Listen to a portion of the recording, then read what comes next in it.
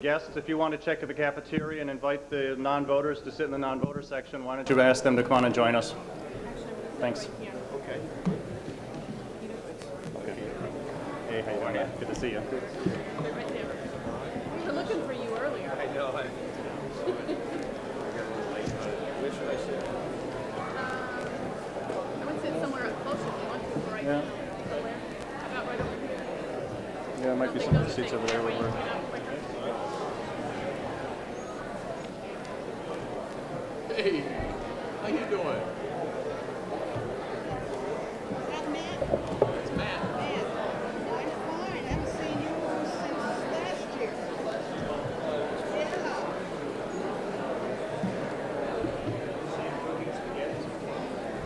Yeah, he was cooking some spaghetti. Oh, no, I didn't go to the spaghetti. So you see,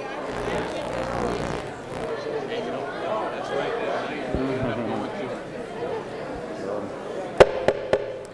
Good evening, everybody. I'd like to call this 2002 meeting, town meeting of the town of Bow to order. I'm glad to see you all here tonight.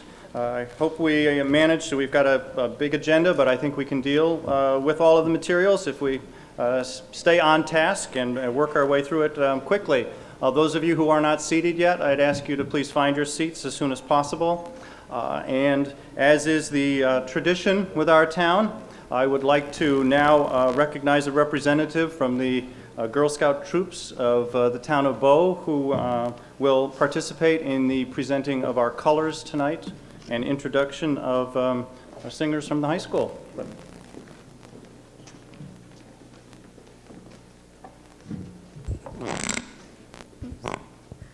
Ladies and gentlemen, please Ladies and gentlemen, please rise for the flag of our country. Color Guard, advance.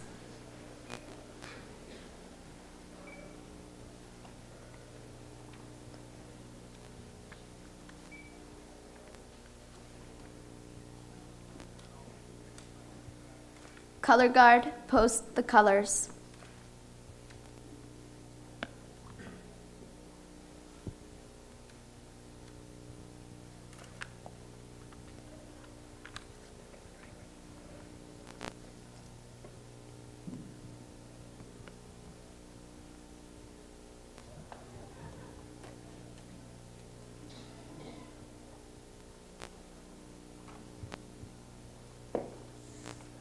Please join me in the Pledge of Allegiance. I pledge allegiance to the flag of the United States of America and to the republic for which it stands, one nation, under God, indivisible, with liberty and justice for all. Please remain standing for the singing of America the Beautiful.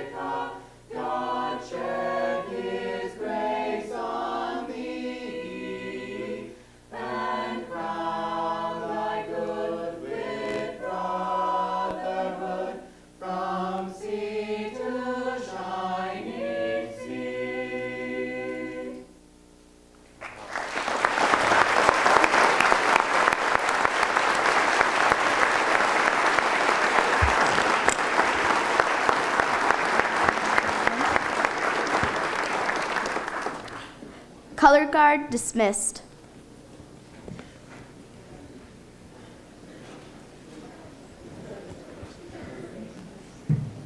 Please be seated.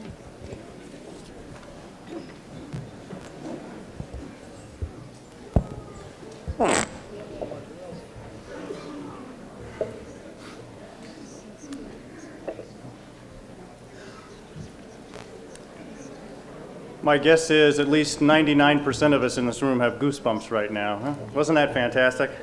That's great. Our color guard tonight consisted of Allison Chilada, Kristen Chilada, Lynn Kelly, Julia Romano, Samantha Singer, Lexi Welch, Sarah Gillies, and Laura Bartlett. And our singers from the Bow High School choir were Hannah Hopkins, Jim Lowers, Kathleen McNeil, Andrew McKernan, Bill Niedermeyer, Jeff Paviglio, is that how I pronounce it, or Pavalio, Andrew Pike, and Roxanne Prisby. Thank you very, very much to all of them. And the clerk needs the list so she can make sure the minutes are correct. We usually start our meetings tonight with a brief introduction of the people who are sitting at our head table. And starting at the far end of the table from me, we have our new town manager attending his first Bow Town meeting, James Pitts. Welcome, Jim.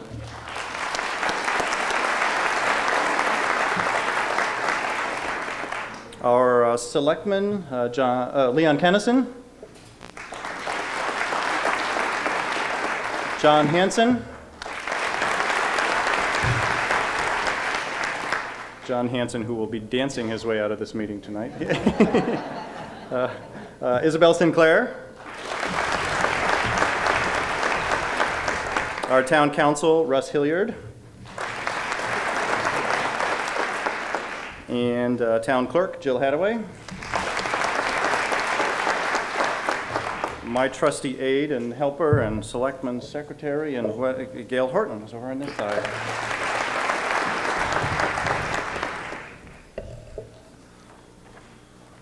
We have a number of assistant election officials helping out tonight. You saw many of them as you came in tonight. They are wearing the orange vests. I figured there was a way to help identify them. They will be helping. They helped me with the organizing things coming in, and will also help with our ballot voting tonight. They include Sandra Eldridge, Nick Harding, Steve DeStefano, Mark LaFave, Harry Judd, Jim Hayden, Rick Manberg, Steve Lowers, Brian LaRoche, Erica Anderson, and Mark Laval. And I want to say thank you to all of them for helping me.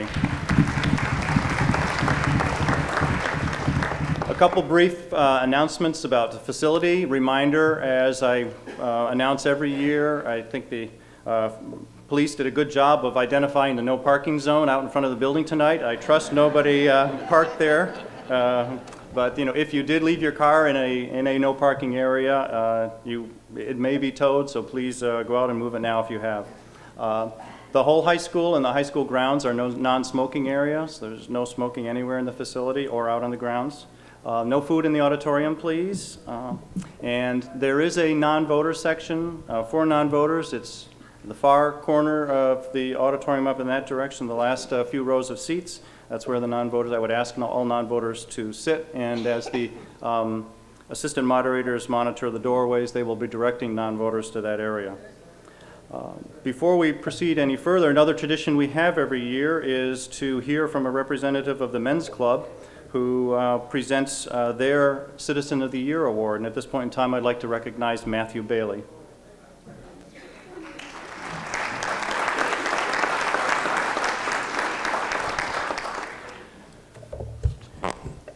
Thank you, Peter. Good evening and welcome, ladies and gentlemen, to the town meeting. I'm Matt Bailey, from the president of the Bow Community Men's Club. This year, as in past years, our club has the honor of presenting the Citizen of the Year award, and not an easy task since there are so many who contribute to our town. I think tonight's choice is one that many will agree with, and especially if you know this guy as I do. I couldn't have been more delighted and proud of the person that our committee picked. A great and passionate friend, a devoted father and husband, and a brother, along with that, a hard-working citizen of this town. He's coached Bow football, been on the Bow Fire Department, 2 years on the planning board, and a selectman since 1995, as well as acting town manager. Now, there's some commitment, I would say. Well, if you don't know who I'm talking about by now, you ought to.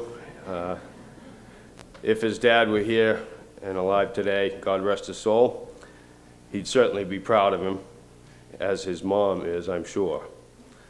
John Hanson, you better get up here.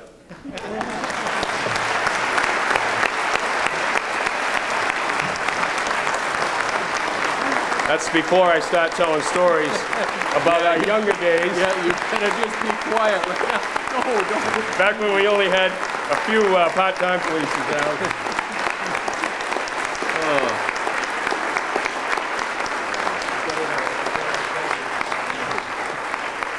You can sit down now, thank you very much. John and I go back a long time. As I said, I couldn't be more proud. He's been a great friend. I had moved out of Bow for a while and then moved back, and John had done the same and has done this town real proud. And boy, I'm proud of him as a good friend, and proud to have him as a friend.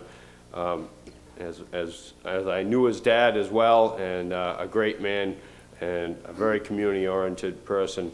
And as a matter of fact, started this about 38 years ago. He started the Citizenship of the Year Award. And I believe the first recipient was Bill Dandy. I don't know if you remember Bill, but yeah. So, John, there you go. How red is my face right now? Oh, boy. I can't tell you what this means to me. And now it makes sense because I see my family here who, they don't like to attend the town meeting, you know. Too controversial, you know, stay right out of that. But for some reason, I decided to get involved in this again. It's just a contribution you make to the town, and I do appreciate it, especially coming from Matt, who I've known for many years, who won't tell you any of the stories that we got involved with over the years. It's been a real honor to work with Leon and Isabel over the years. We've had some fun times. There'll be some fun times ahead. I know one of the things as far as revenue goes this year, Isabel's going to propose. It's similar to that calendar they did up in Tamworth. And it's not on the ballot tonight. And she decided it was going to be selectmen, men in hats, and I said, I'm out. But no, it really means a lot to me. This job is something we all do. It's not much more than anyone else, though, here does. As Matt said, there's hundreds of people, really, who deserve this, and I guess I better stop there, but thank you very much.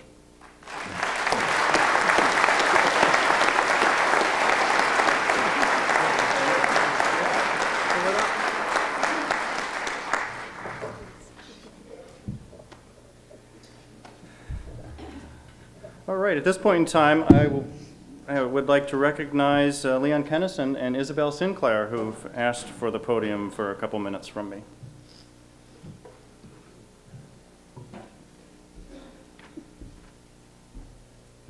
John, would you please join us again? This isn't all according to plan, I gotta tell you. We had a plan.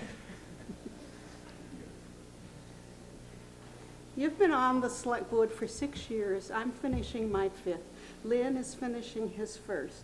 And I just want to say one thing to the people in town. I think we have worked very well together as a board.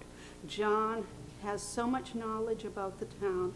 And then for the 6 months he worked as interim town manager, it just made things so much easier for us.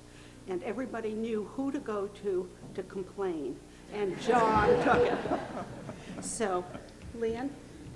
Well, he did, and he seldom passed those complaints on to us. And I think the town gained a great deal in those few months, and unfortunately, probably the Hanson family had to contribute more than they really deserved to. But we want to present this to you, John, and I'd just like to present it to John Hanson for his dedicated service to the town of Bow as a selectman from 1976 to 2002, and as interim town manager 2001, 2002. Thank you very much. Yeah,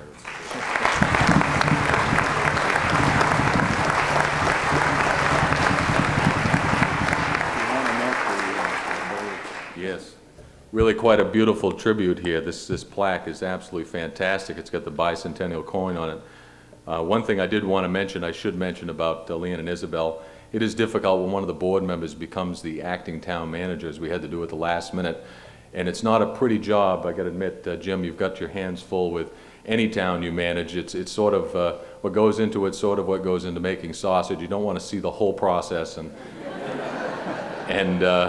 these two fine people let me on my own and allowed me to do, in many cases, what needed to be done. Also, as I stated many times to many who asked, that the town employees really carry this town, and we've got an excellent staff here. I see they're sitting right in the front row tonight. I don't, that's the first time that's happened, Jim. You must have something to do with that, but no, really, they've done an excellent job and carried us through the whole thing, and thank you again.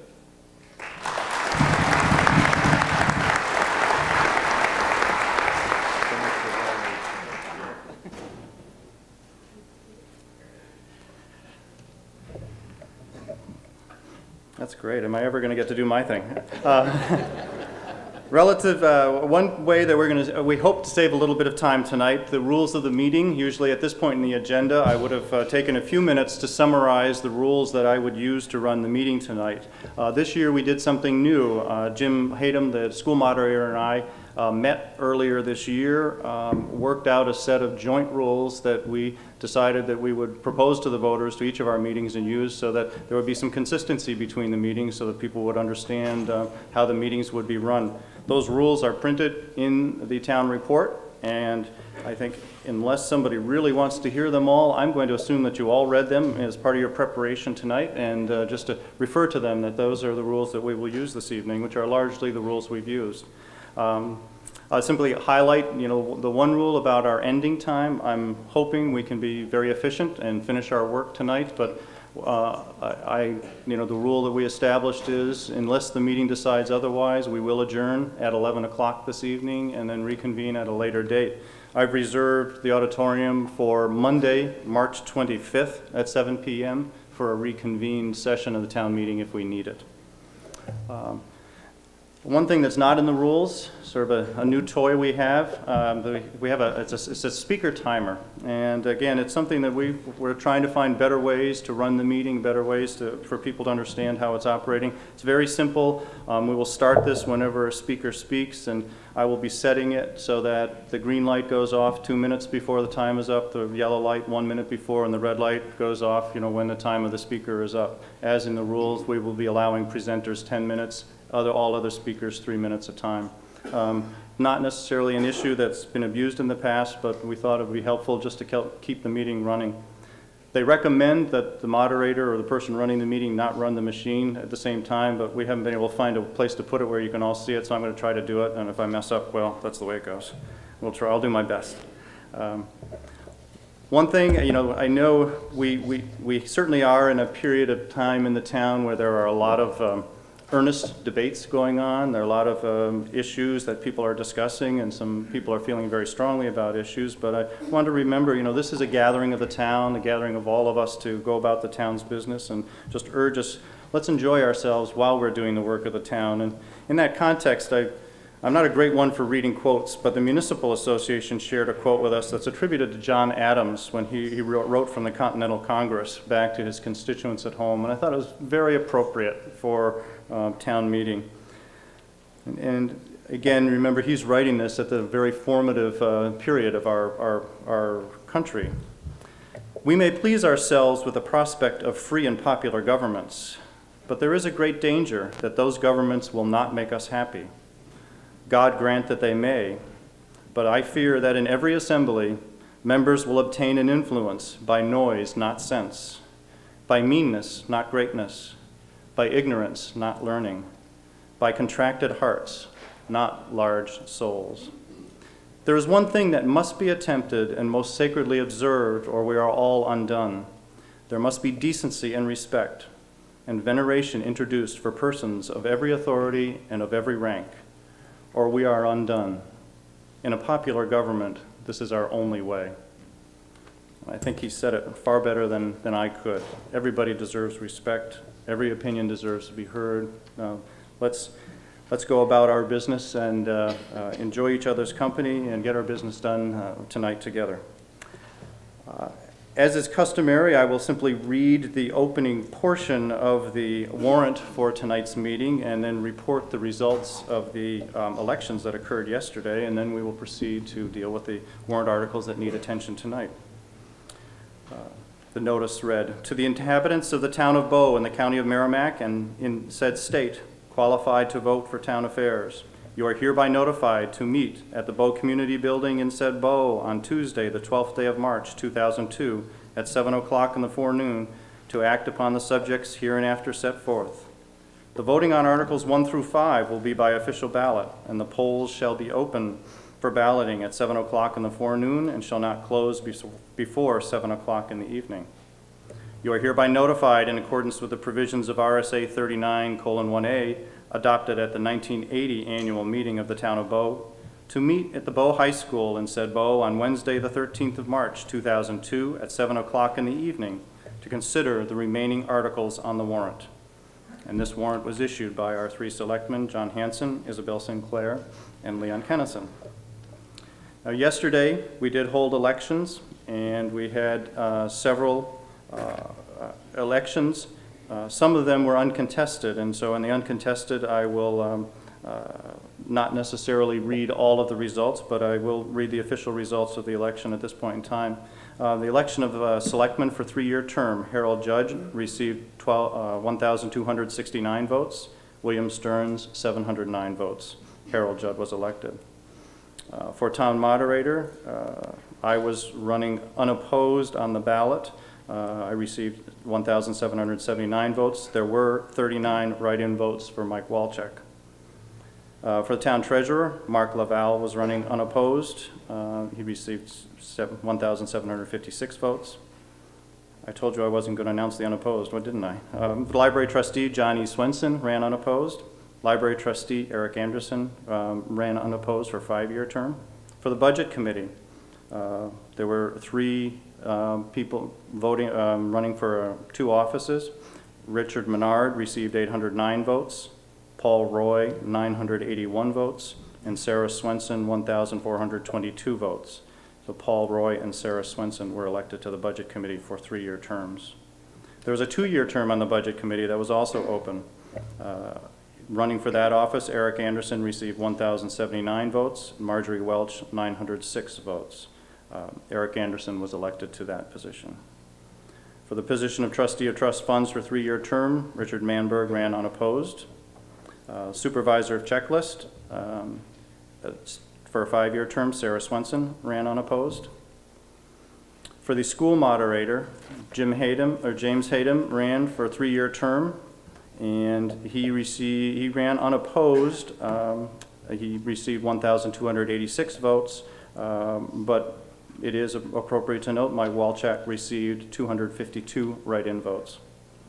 For the office of clerk this is the school board, isn't it? Okay. Clerk of the school board, there was no candidate had filed for that office, but the top write-in votes were received by Van Mosier, who received 26 votes, and he now has that. Has he accepted? Or we don't? Oh, we don't know yet. Okay. For the office of treasurer, Mark Laval ran unopposed. For school board, we had several candidates running for, a 3-year term. Let's see, and there were 2 to be elected. William Harding received 1,303 votes. Mark Lefebvre received 1,112 votes. Van Mosier received 1,105 votes. The top were the vote getters with significant amounts of write-in votes. Mike Walczak received 47 votes, and Tom Sutton received 27 votes. I will dispense with reading the results of the voting on the Charter Commission members, because I will announce in a minute that the Charter Commission was not approved, and therefore the members of the Charter Commission are not relevant. On the first zoning question, relative to the impact fee, the yes votes 1,441, no 561, it passed.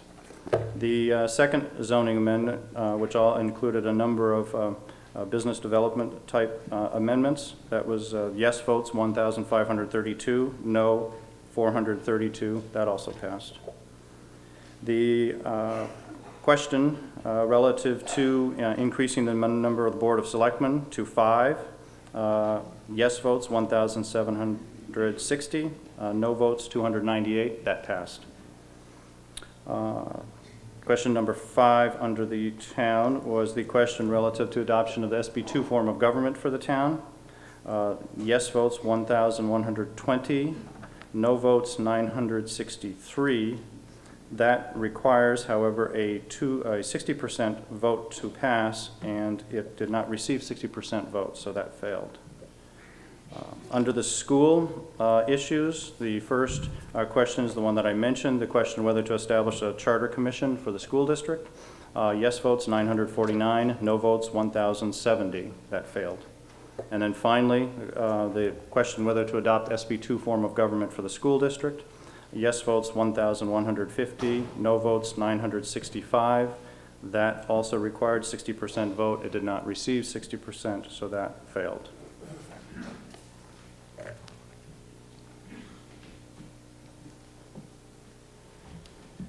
I think with those announcements, we are ready to move to the business part of our meeting tonight.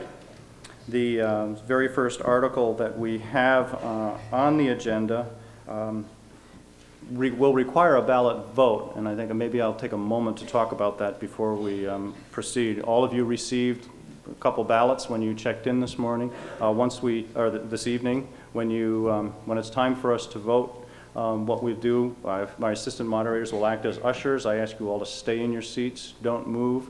We will start, we've got a pattern where we'll allow you row by row to proceed down, up the ramp on that side, cast your ballots in the ballot boxes, and then actually return through the door behind the stage, out into the lobby, and then back to your seats.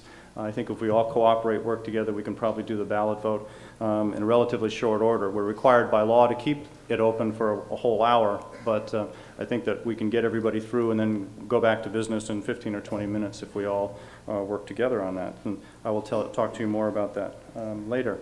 But what I would like to do then is to move on to begin our consideration of Article 6, which is as printed in the warrant, to see if the town will vote to raise and appropriate the sum of $12,500,000 to design and construct a municipal water system and a municipal sewage collection and transport system, and to authorize the issuance of not more than $12,500,000 of bonds or notes in accordance with the provisions of the Municipal Finance Act, RSA 33, and to authorize the municipal officials to issue and negotiate such bonds or notes and to determine the amount of interest thereon. Such authorizations include the authority to construct the water and/or sewer systems in phases and to issue bonds in phases as necessary, and such authorization shall remain in effect until rescinded by a vote of the town meeting. And this article, when voted, will require a 2/3 majority vote. And I think, is there a member of the Budget Committee who usually is the one who's quick to move the article for me? Oh, okay. Motion's been made. Is there a second? Motion's been made and seconded to pass this article, and I have been previously alerted that the selectmen and have been working on an amendment to this article, and I will recognize Mr. Hanson at this point in time, who I believe wishes to make a motion to amend the article. Thank you, Mr. Moderator.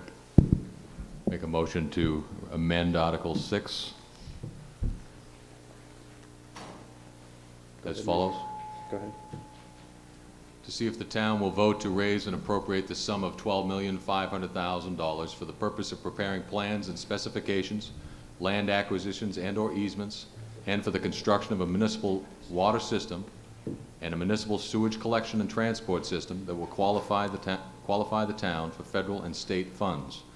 Such sum to be raised by the issuance of serial bonds and notes not to exceed $12,500,000 under and in compliance with the provisions of the Municipal Finance Act, RSA 33(1), etc., as amended, and to authorize the municipal officials to issue and negotiate such bonds and notes and to determine the amount of the interest thereon. and to take such actions as may be necessary to effect the issuance, negotiation, and sale and delivery of such bonds or notes as such be in the best interest of the town of Bow, additional to participate in State Revolving Fund, RSA 48614, established for this purpose, and to allow the selectmen to expend such monies as become available from the federal and state governments and pass any vote related thereto. Such authorization includes the authority to construct the water and/or sewer systems in phases and to issue bonds in phases as necessary, and such authorization shall remain in effect until rescinded by the vote of the town meeting. 2/3 majority vote, ballot vote required. Is there a second to that motion? Okay. We have on the floor here, and those of you who are wondering what's going on, believe it or not, this is intended to help move things along more quickly. We have a motion and a second to amend warrant article number 6, and I will now I will ask John, or is it Bill Clubman, who will help explain the reasons for the amendment. Is someone? Just We need to briefly, adopt the amendment first, and then we can adopt the article in question.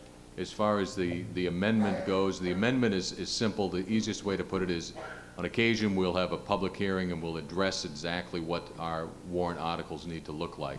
Upon final review, we had to make some minor changes, as you can see behind me, to the warrant article, which would allow us to receive some of the federal and state funding.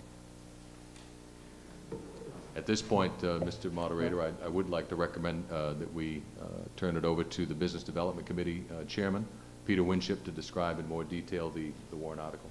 You know what I might do? Keep things simple. I'd love to, why don't we adopt the amendment first, or act on the amendment first, and then allow Peter to make his presentation?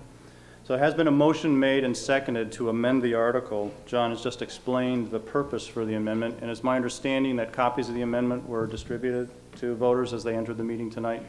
In addition, it's being displayed up there.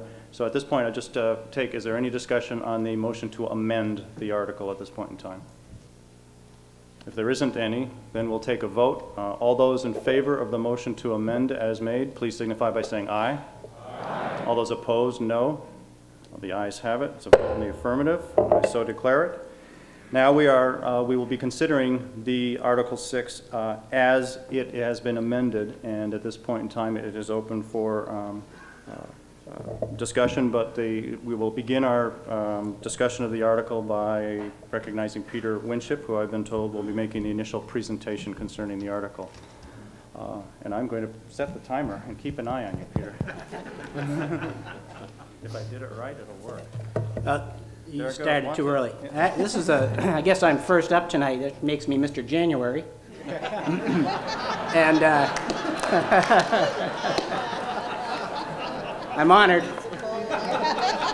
It's also the first to try out this new machine. I'll try to stick within the 10 minutes. I don't know what's going to happen if I don't, but I'll find out. Because I have a lot of very important information to share with you tonight. This is a very significant warrant article, one that I think can shape the future of our town for many years and deserves some discussion. I want to take just a few minutes to go over some background information, what's happened the last couple of years, then talk about the warrant article, and lastly, what the impact will be, both near-term and long-term, on you, the taxpayers of the town. Just by a little background, for those of you that haven't been in town for long, or perhaps the last couple of town meetings seem distant, in 1999, the town authorized funds to conduct a business development study, purpose of which was to find ways to increase tax revenues in town to help offset some of the rising costs that we've had in expenditures, both the municipal and the school side.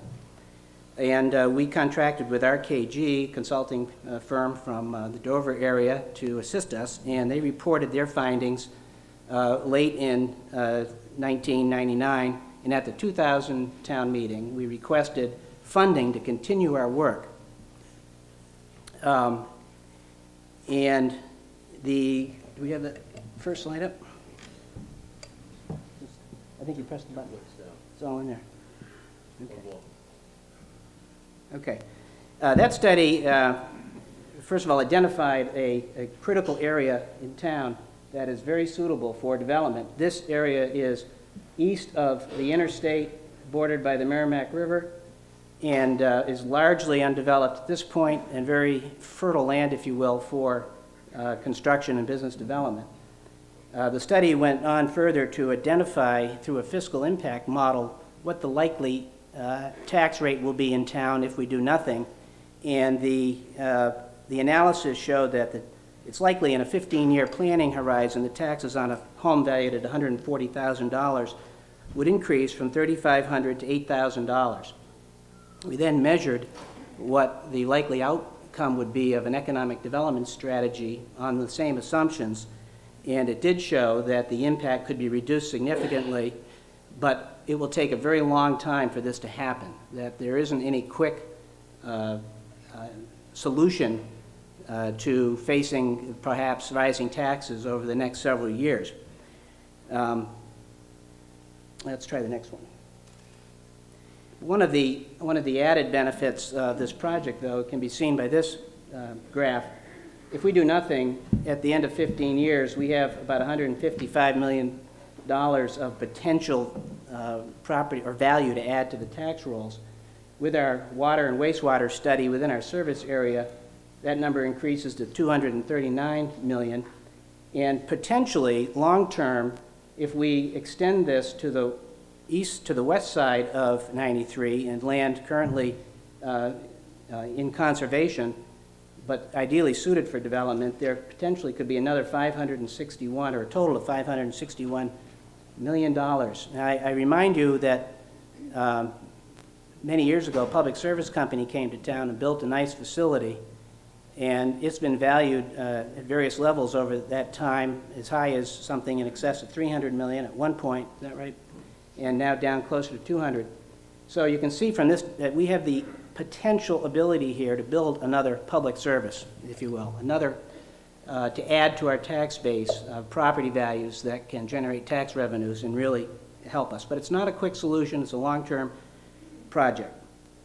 Well, with that information in hand, the town voted to authorize funds to continue our studies at the 2000 town meeting. We hired engineering firm of Wright Pierce to conduct a feasibility study. They looked in more detail at the issues related to constructing a wastewater and water system. They recommended two options on wastewater, one to hook into the city of Concord where we have an existing contract, and the other potentially to agree on a joint venture with the town of Hooksett. We are still negotiating with both parties, and both options are viable and potential solutions to where we might send our wastewater. On the water system issue, very clearly the engineers identified the best opportunity is to build our own water system. We have excellent water supplies. We did some initial testing. There appears to be plenty of water, and the cost of building our own well field versus tying in with an existing system to the south is much more favorable. So that was the recommendation. The total dollars came out to $12.5 million to build those, and that's where we are today with this bond article. We'd like to continue our work. But prior to coming to you this evening, we went back to RKG, and they did an updated fiscal impact study to confirm the original findings, and we are able to determine that, yes, the model is still valid, the opportunity is still valid. And then we began to develop a business plan as to how we might roll out and continue this project. And to do that, we measured what the potential demand for water and wastewater is in town, and RKG talked to almost half of the business owners by property valuation in our potential district, and to determine what their needs would be.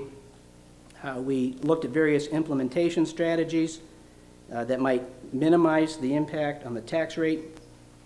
And lastly, we did try to measure what the impact on the tax rate is, and I will share that with you.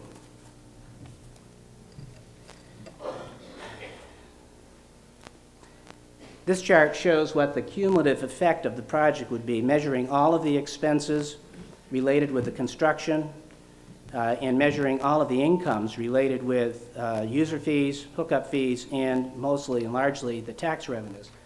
The baseline is the blue line here, and that assumes that with hookups with existing businesses over 5 years, the impact will initially, there's a net cost to the town. Here's the zero line here, This represents outlays of funds on a cumulative basis, and you can see that in about year 2016, or 10 years after implementation of the plan, we start to have a positive cumulative effect. That means a payback on this project. So there is a period of time where the taxpayers will be asked to bear some of the burden in order to get this benefit. And we also looked at this study under various other scenarios. The worst case being if none of the existing businesses were required to tie in, there would be a very long payback. So tie-in is very important. The other two scenarios represent the green dots, green triangles represent charging higher fees, perhaps above the market, not a desired strategy, but we could generate a much better return to town if we did have fees higher. We used average fees for our baseline model. And the last, the highest chart, or the best result, would be if we were to go out and find what we would call a high-demand user, right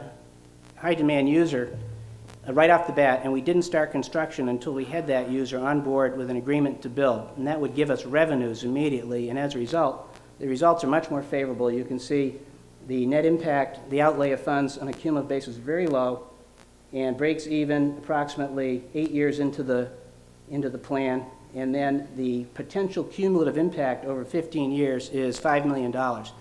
And that's money that would go into the tax rolls and would help us to offset the costs we have, an increasing costs of both municipal government and the school government. Now, what does this mean as far as the tax rate goes? I think we're all very interested in that. What color is that, by the way? It's green, okay. Uh-oh. I can't see the color, so you yell out the colors. I can't stand the pressure. If we authorize these funds today, there won't be an impact, or very negligible impact, on our taxes for this year, because the funds won't be borrowed until they're needed, and the selectmen would have the authority to affect the borrowing strategy as we go forward. And the rollout of this is to continue to do some design work for the next year and a half before we start construction, and we'll start construction only if we can find that high-end developer business to come to town to give us a good payback. We estimate, and I caution these are estimates. The impact in 2003 would be about 13 cents per thousand, 2004, 74 cents, perhaps the same in 2005, where we might issue a second phase of bonds, and then in 2006, when we expect to be online and operating the system, the impact would be approximately 95 cents a thousand. And that number from that point on would decline each year until that break-even point, which under our high-end user scenario would be 8 years into the plan. And then at that point, we'd be getting a positive feedback. Just to wrap up, I think I'm almost out of time, excuse me. That was a Freudian slip.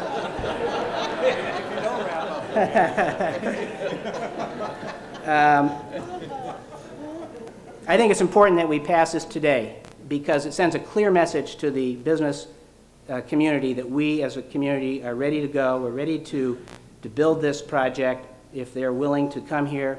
And it also allows us to move quickly and react quickly to opportunities as it comes up, as they may come up.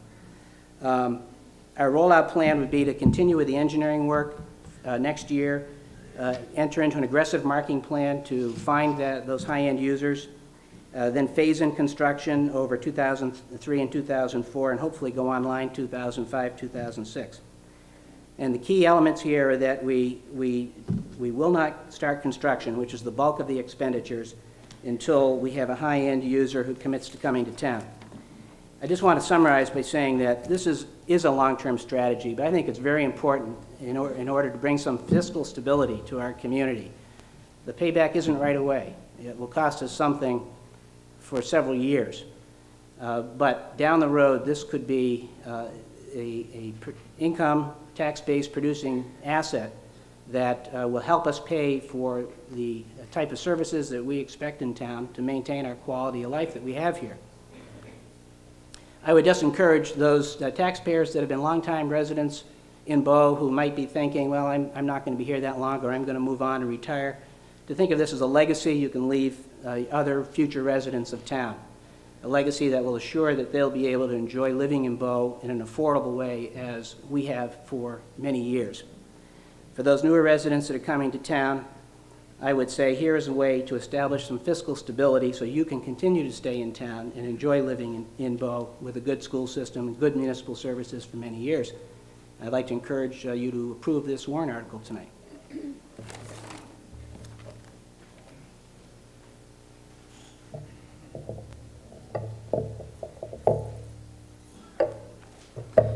Thank you very much, Peter. As is our custom, we have the two microphones at the midpoint of the auditorium on the two sides. If you wish to speak, please stand at a microphone, and I will recognize if there are people on both mics. I'll go back and forth. And, you know, as stated in the rules, until everybody's had a chance to speak, I'll ask people not to speak a second time. It looks like we have a gentleman over there who is ready to speak. Yes, Thank sir. you. Mike Doherty, 6 Merrill Crossing. I'm curious as to what sort of a user is a high-demand user. I mean, how realistic is it that we're going to attract one of these businesses if we put this whole thing in motion? Like, what sort of is that like a thermonuclear plant or something, or what is that? Is that a question you can answer? Use the mic so people can hear you. At this point, excuse me, I'm going to defer a lot of the questions to the experts, and we're fortunate to have with us tonight Gary Mongen from RKG Associates, Bill Butler, town planner. And I think that questions like this, they might be able to address them better than I can. So the question, Bill, regarding the high-end user, can you help describe what we're talking about? I'm just going to stop. There you go. The basic definition of that is approximately 100,000 gallons of water per day, 80,000 gallons of sewage per day is what we're classifying as the high-end user or users that would add up to that series of gray blocks there. It could be manufacturers with a fair amount of processed water use.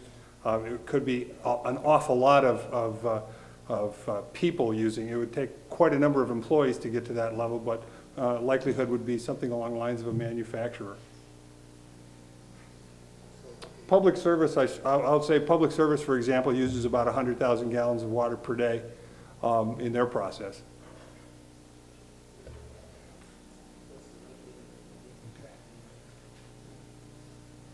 The likelihood that we can attract a user, I think that the market out there is going to determine who's going to be looking for space in town. The developments that you see going on or being proposed, for instance, next door in Hooksett, would certainly fall into those categories.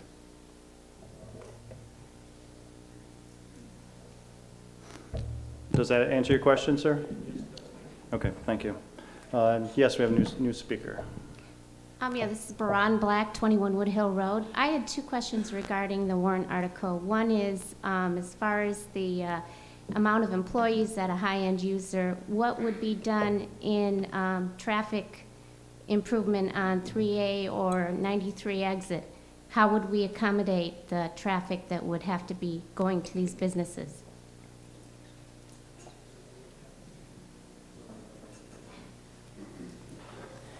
We intend to, as part of our plan, to seek ways to improve access to the area. And later on in tonight's meeting, we'll consider an article to appropriate some funds to conduct a joint study with the state on how to improve Route 3A, to improve that access to handle a higher traffic load. We also, if you recall back to 2000, part of our warrant article authorized the issuance of funds to do a study on a possible interchange off 93. That portion of the warrant article was $175,000. We did have some meetings with the Department of Transportation before spending that money, and upon reflection and their input, we decided it was not appropriate to spend that money at this time, that an interchange off 93 is not likely to happen in the near term, and that money could be best used elsewhere. So we returned the $175,000 to the town, and we will take up a warrant article later to talk about how we might improve 3A to improve access. So access is important, and that's a concern we have, and we're working on it. Okay, and my other question is kind of a general question, but related to determining the cost to the individual taxpayer. With the revaluation coming up, is revaluation something that approximates a appraisal value?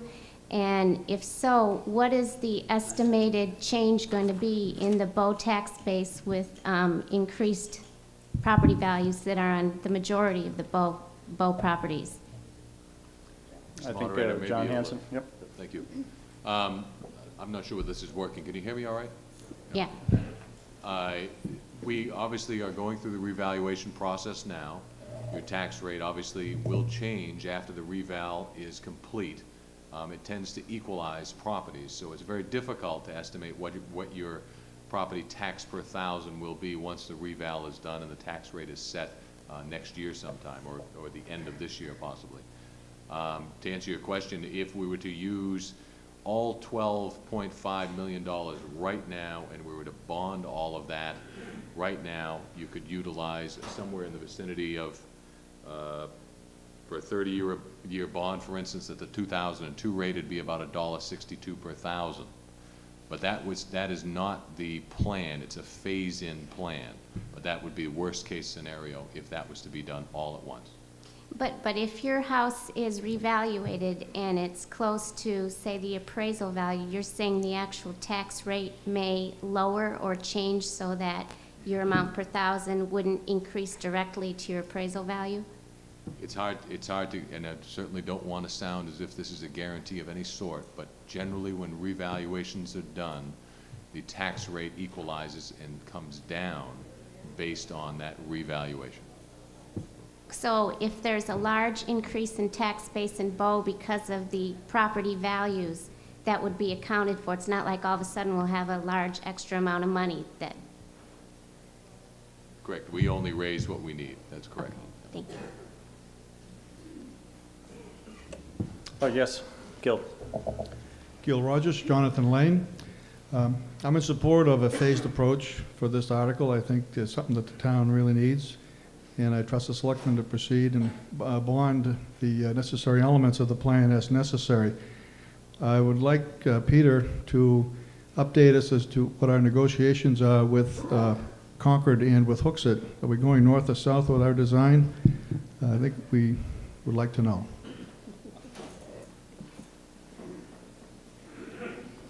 I'll start, and maybe some others would like to comment. We are negotiating with both parties. Concord City Council voted to authorize the town manager to negotiate with us a contract. They did put the provision on it that the town address some affordable housing issues, and we're trying to understand what that means, and we're trying to understand how to address that side of the issue, but they are willing to negotiate with us. The town of Hooksett is also very interested, and we've asked our engineering firm, Wright Pierce, to assist us with negotiating with them. So, Gil, I can't tell you if we're leaning one way or the other at this point. It's all going to be in the negotiations and which way we can get the best results. Linda Yes, Coleman, 9 Logging Hill Road. I have a question. If you get a high-end user that comes in and we start the project, and then the high-end user goes out, who gets stuck with the bill?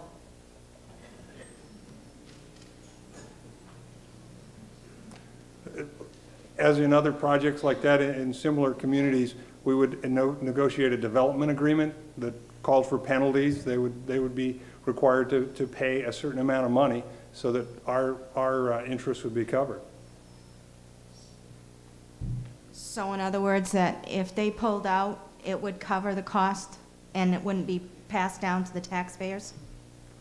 That'd be the intent if we could get to that point. I mean, we want to negotiate with a business to attract them to town, but we want to protect the taxpayers' interest in this. I mean, that's the whole point of the whole project, is to not have a long-term burden on the taxpayer.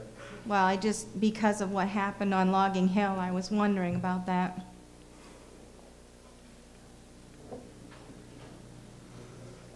Nobody on this side? Okay, another gentleman on this side? Yes, sir. Dave Lavoie, 7 Stony Brook Road. If this were to be approved tonight to bond this $12.5 million, would the town come back to the voters again at any point to get any further authorization before they actually began construction of this project?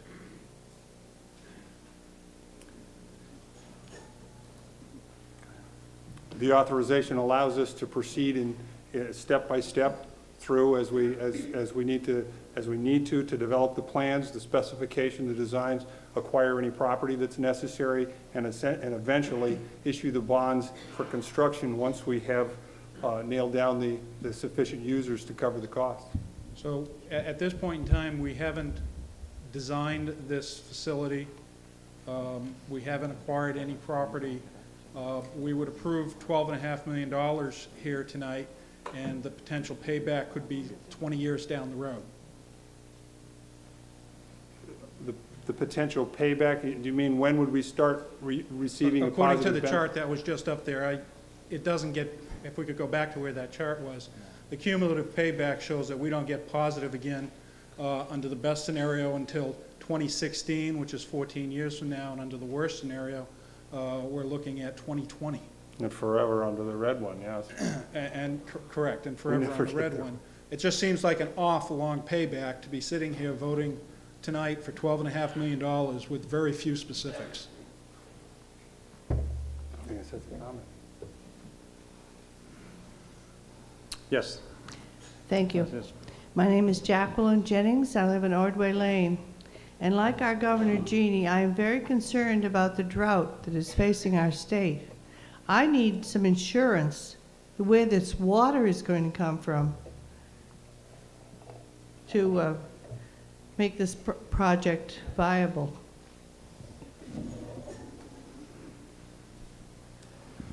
The aquifer that we've identified, well, we didn't identify it, actually, the U.S. Geological Survey identified it several years ago. It's been studied for at least 15 years. The town of Bow has examined it further beyond what the USGS has done. And our water and sewer plan recently further analyzed the amount of water there. The aquifer we're tapping into is a very long, high-flow sand and gravel aquifer that stretches at least all the way back up the Salcook River beyond where Route 393 and 49202 crosses Route 106. The aquifer, it's not, we're talking sand and gravel, and we're talking a flowing aquifer, not a bedrock aquifer. It is recharged by rainfall, but the amount of water in there flowing by a given section is millions of gallons a day. It's far more than we would ever take out of it. Bill, where is this in our town? I didn't bring the map with me, but I'm certainly happy to show you. If you know where the Salcook River comes into the Merrimack, yes, I do. That's where it enters the town. It comes underneath the Merrimack River, north of Ferry Road. Mm-hmm. If you know where I'm talking about down there, it flows into the town, comes up to about Route 3A, and then flows south and goes back towards the Merrimack River at the Hooksett line. Is PSNH using any of this, or are they using just the river?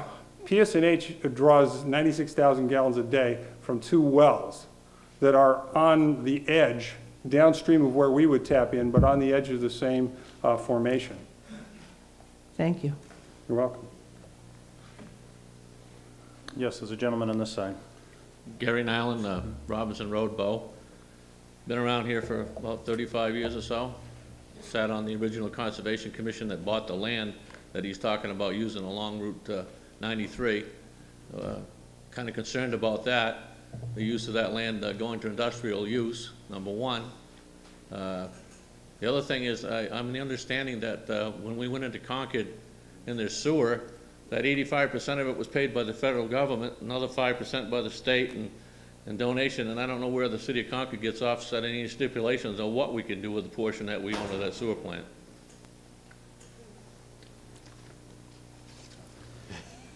Am I right? I think somebody answered that at a public hearing that we had on the budget, and I'd like somebody to address that. I was just going to say, I didn't hear a question in there.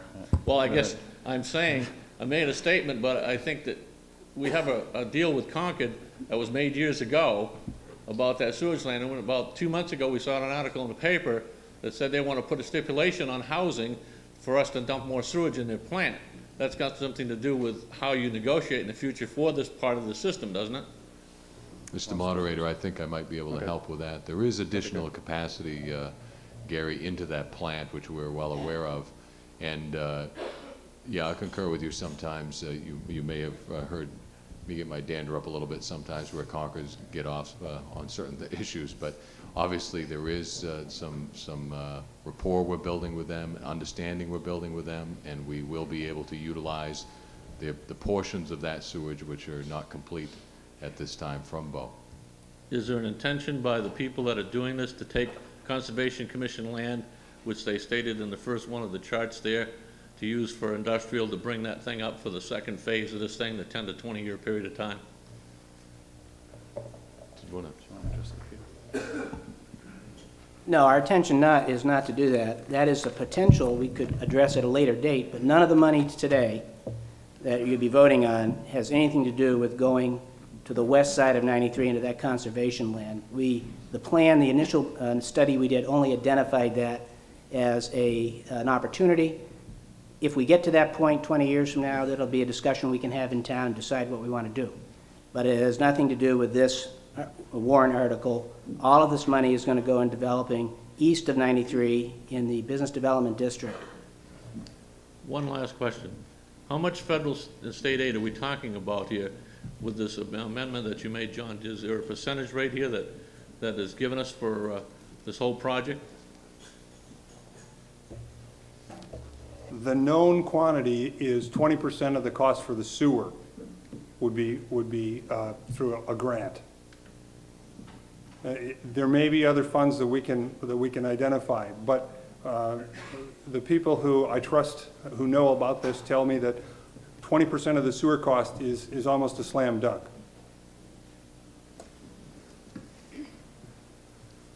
Thank you. Thank you. Any other comments or questions on this article? What we're discussing is Article 6 as amended by the motion to amend earlier. Oh, yes, okay, we have. Hi there, Heidi Huddleston. I live on River Road. And my question is, this area that we're talking about is largely commercial, but it's not wholly commercial. There are several residences in this area, and I'm wondering how this plan will affect them, us.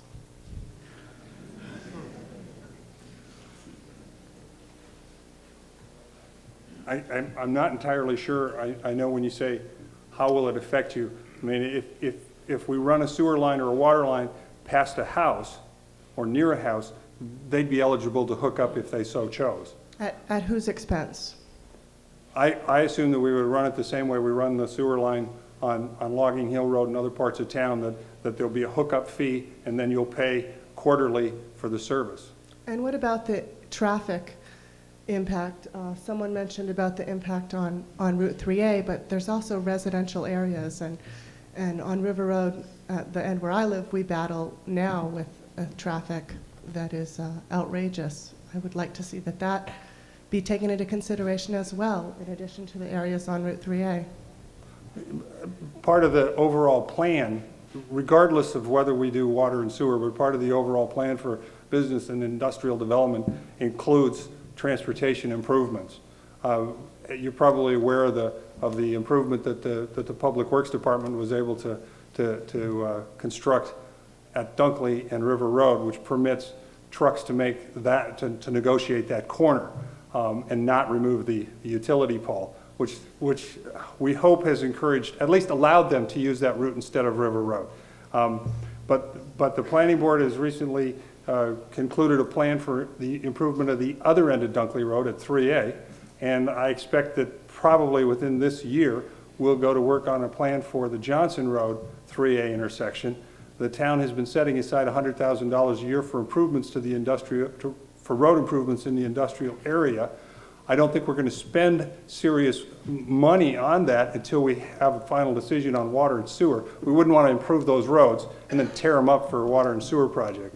But it's all part of the package. We're going to try to get the traffic to enter 3A at Dunkley Road and Johnson Road primarily. And and try to get it off of River Road. Thank you.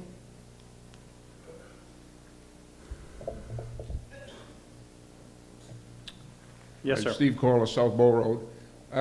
You're looking for $12.5 million right here now, and you're anticipating a high-end user. Now, what is to preclude, there is nothing in this, as I can understand it, that the selectmen can't go ahead and okay these funds and bonds even without a high-end user. So where does it set us? It sets us paying $12.5 million at their discretion. I don't believe that we got any guarantee that we're going to have a high-end user. No, you're absolutely right. We have no high-end user at this time. I guess the simplest way to put this, because a lot of comments have kind of surrounded this, as the chart initially showed, this is a choice that we have to make. We have to make a decision whether we need to put water and sewer into our town and try to balance our tax rate in the long term, or continue to have no water and sewer in town in that section and live with the tax rate going the direction it's going. We will not attract the businesses that pay the high-end users, that pay the taxes that some of the high-end users could pay. So that guarantee is not there. No, lots of things can happen in the economy. We have been talking to certain high-end users, and there certainly are some that may be interested in coming to our town. But there is no guarantee. Now, I doubt the future board here would enter into any situation where they would just spend the money just in hopes that something may come someday. It certainly would be working with businesses in determining where that sewer line should go and where the water line should go. I think the indication was that Bow wanted to go in, rather than not go into with Hooksett and not go in with Concord, but to furnish our own wells. Where is that going to put us down the road in such cities as Manchester, and I think even North Hooksett now is under, they're going to be sued for the radon in the water, purification. Are we ready to go into a water system? I think certainly water systems, municipal water systems are nothing new. And I certainly think there will be challenges ahead if we go with a water system. I did want to remind you folks, and you as well, this is your decision. Keep in mind, too, we do have a 3-phase sewer system in town right now. All 3 phases are operating very much in the black, and we've been operating them very efficiently for many, many years. Those sewer systems are very small. I can't see any reason why we couldn't do the same with a larger system. Thank you. Great. Yes, there's another gentleman on this side. Stephen Buckley, 28 Brown Hill Road. I've been on the planning board for 9 years, and I've seen the projects that have been coming into town, and I can tell you the projects we are going to get if we have sewer and water are much higher value and are going to benefit us in the long run with the tax rate. So I would urge everyone to support this article. And I also was going to make the same point that John made just a second ago, which was I think we can trust the selectmen to run the water system or the sewer system so that we don't end up with deficits. And the best evidence of that is the fact that the current sewer system is operated in the black. So I think we can expect, on the short term, as has been said, there'll be some outflow of tax money to set these systems going, but if we run them right as the sewer system is presently run, we're not going to have deficits, they're not going to be taxpayer funded, but we are going to get the high value projects that are going to bring the tax rate stabilizes so we can enjoy the boat we have now. And I just again would urge everyone to support the article. Thank you. Thank you. Let's see, we have a gentleman, you wish to speak? Yes, good evening. My name is Bob Keller, 28 Rocky Point Drive, and I've been a resident of Bow since '72 and put my kids through school, and they're off in the world on their own now. And as most people know, I'm also one of the largest taxpayers in town, as we have one of the larger businesses. We have businesses here in Bow, and we have businesses here in Manchester. We do have on the table, like most businesses, plans to expand.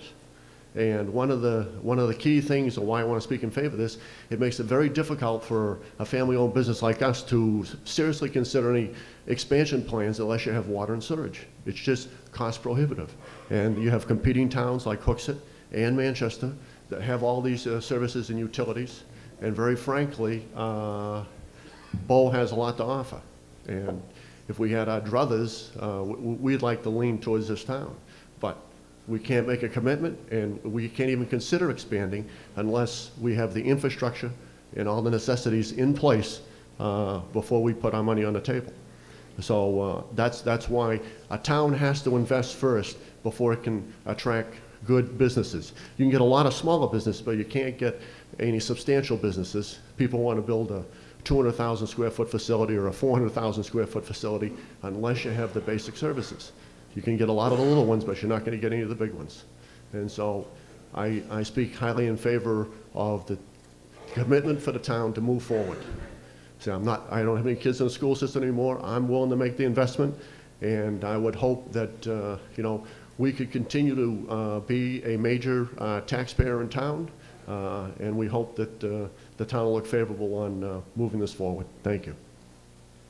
Thank you. And it looks like we have a gentleman in this microphone. Yeah, Mike Walczyk, Sullivan Drive. I had a question for John.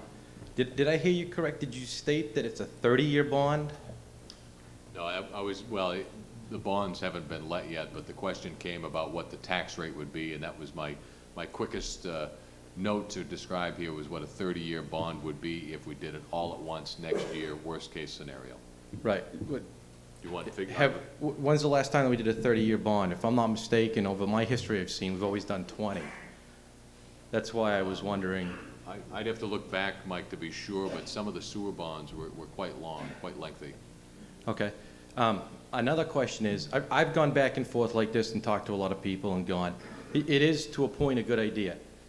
But I know that I think Mr. Winship said, and I think it was him, I just want to make sure I get it right, that nothing was going to be done until we had a user coming in, until we had a customer that would hook up to the system. But that's not in writing, and it's nowhere on the amendment. Should we make an amendment to it that says that none of the funds can be attached to start construction until we have a signed deal from a larger customer before? Because one of the things was said, if we have a customer come in and they are big and we hook the system up, we can have penalties against them leaving or against them giving it up. But if a company goes bankrupt, we've got nothing to go after. Mr. Moderator, Sure. I think I can respond. Go ahead, John, please. There is a certain amount of trust and faith that obviously you need to put into your town leaders. That's what they are supposed to do, carry the will of the people, listen to the people, and act in the best interest of the people of the town, and that's their job. Obviously, there will be discussions with large businesses, just like the one who entered the microphone a minute ago, to determine exactly when and where and how this could work best for them, and that's how the phasing will occur. To go at it and just put it all in and then sit back and wait for the crops to rise, I think probably would not be the approach of anyone here. Okay, but would it hurt to go ahead and change it and put that in there and say that we can't start construction until you have a signed deal with a high-end user? I mean, I understand what you're saying, you put faith in it and you do all that, and yes, that's great. But as long as we have that in there, it doesn't mean that you can't take the money. It just means you can't go and start construction until you have the companies in place or a company that would start to pay. Russ, would you have a comment on that? Or do you want the officials to answer first? You guys have one question might just be the impact of putting that kind of condition in the article. Putting that kind of a condition in this warrant article would cause uncertainty as to... Okay. Just needs to be turned up a little bit. There you go. Can you hear me now? Yeah. Yes. All right. Putting that kind of a condition in a bond warrant article would cause a problem in terms of validity of the bonds and selling them on the bond market, because it would be subject to question as to whether or not the selectmen, in making the decision on this phasing, had complied with the condition or not. So it would cause a problem on the effectiveness of this warrant article if you added that language. Okay, but just so we're clear then, that's great. That's a great answer. I like that. The last thing is just remember, if we do bring a big company in and we start it and then the business doesn't take off, that we are on the land, and even though we might have in place fees, termination fees, and penalties, if a company does go bankrupt, we are still stuck with it as the town. Leon. Mike, I think we can get some assurance for that event by getting a security from a third party. That would be great. And that would be our intent when we put together that agreement. Okay, thank you. Okay. Well, there's been a motion made to move the question. There is one gentleman at a microphone, and my usual rule is we let anybody who's at the mic speak before we cut off the debate, but I'm going to take a calculated risk here and not recognize it and hope he's the last speaker. Well, let's let him speak, and then we'll take up the motion and we'll call the question. Yes, sir. Yes, Robert Bannister of Betty Lane. I'm just wondering, this 20%, I assume it's from the federal government and possibly some from the state. Wouldn't that take the whole total up to around $15 million?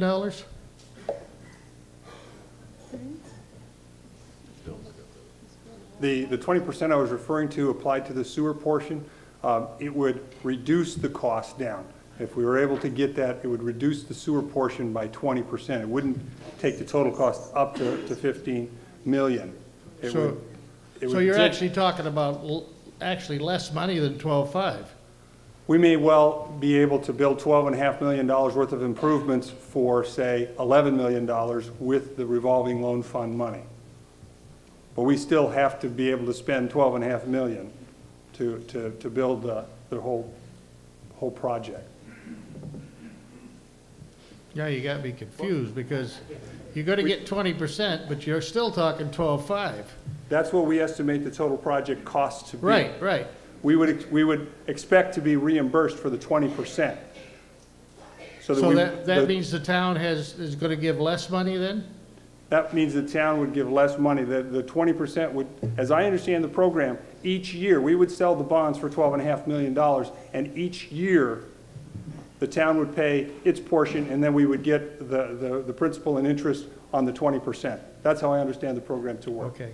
I have just one other question. Have you looked into the feasibility of a sewer treatment plant on the Merrimack in that area? Indeed, that was one of the alternatives that we did examine, and it came out at least $3 million more expensive than either going to Hooksett or to Concord. But we're talking about long range, right? That is true. That is true. The other thing is, and we could stop paying Concord a user fee. I'm just wondering. I understand it, and there's some emotions that run with dealing with Concord. I understand that. No. I wish our kids were still going to school at Concord High. Don't get me wrong.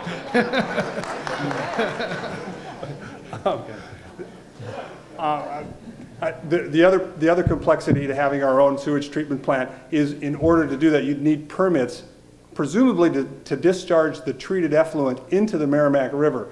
And I think that the EPA, and I know that our own New Hampshire Department of Environmental Services would be a little troubled by the idea of creating yet another discharge to the Merrimack when Concord has about 6 million gallons of unused capacity very nearby, and Hooksett has the potential for millions of gallons of unused capacity nearby to the other side. So if we tell them we want to put one in, maybe they could twist some arms.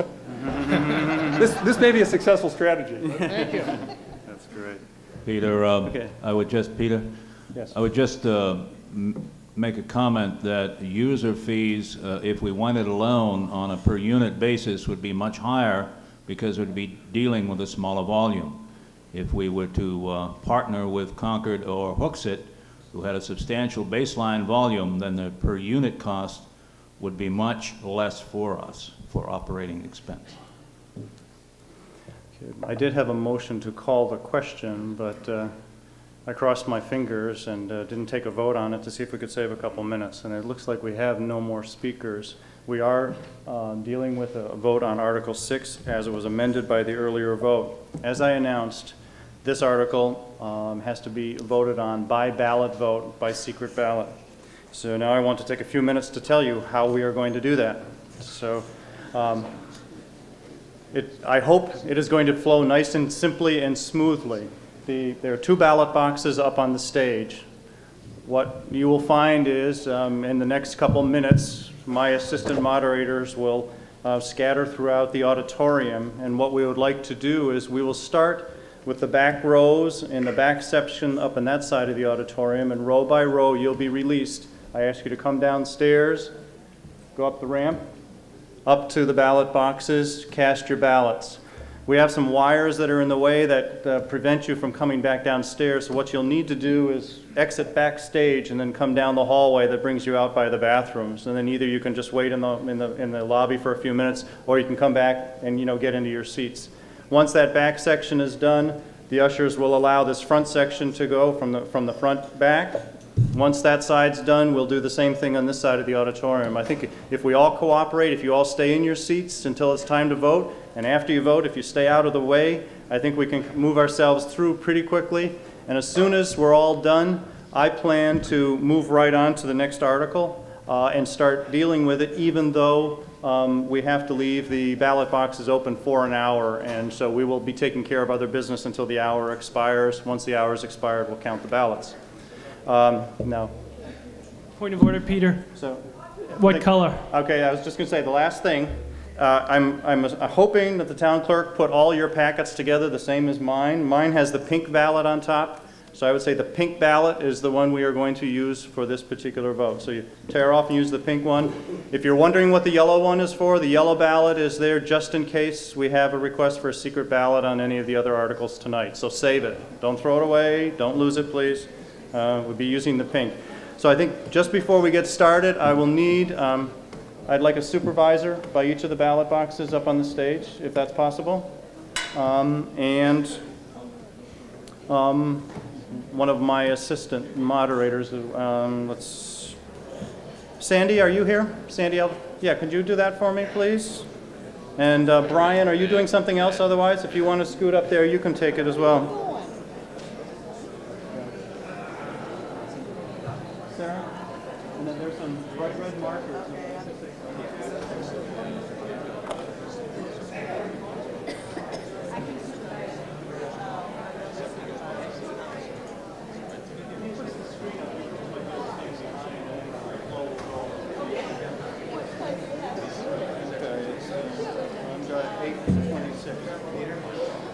Okay, that's right. Well, thank you. Somebody just reminded me. If you have a walking disability of any kind, if it would be difficult for you to get up onto the stage, just stay in your seat.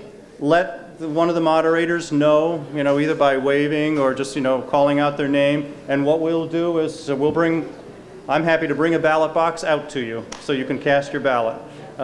Great. So, we certainly want everybody to have the opportunity to vote.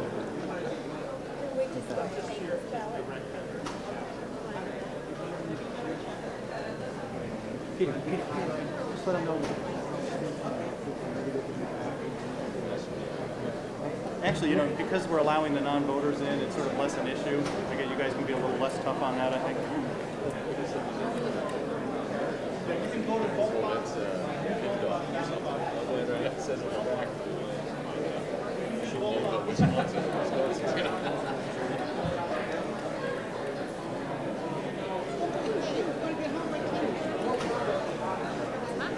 As soon as this is done, I'll give them, you can make copies of the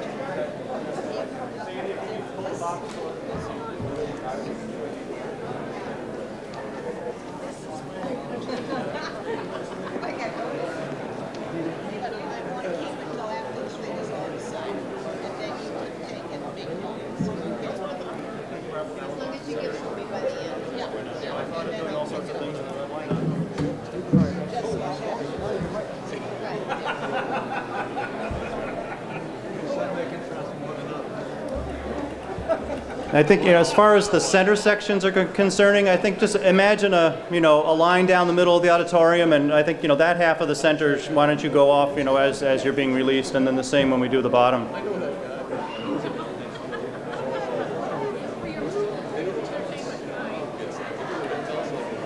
What time did I tell you?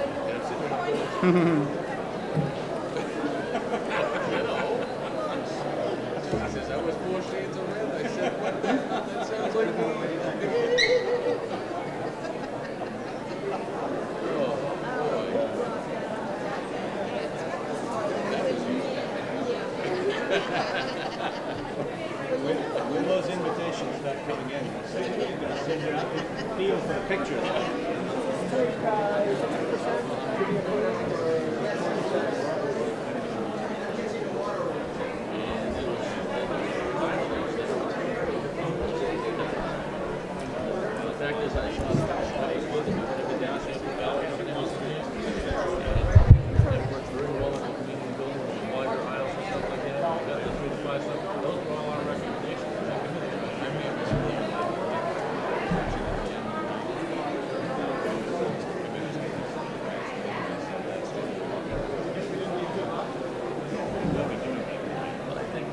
On the way back. Well, Peter,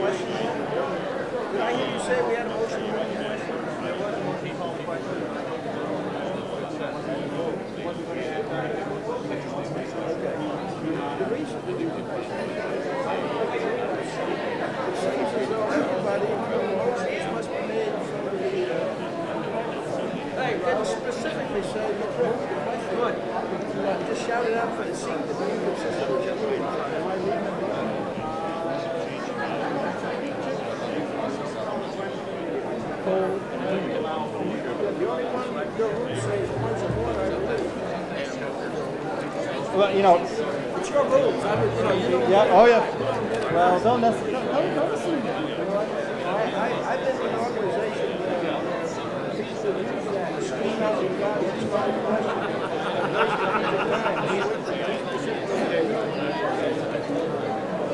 and it was first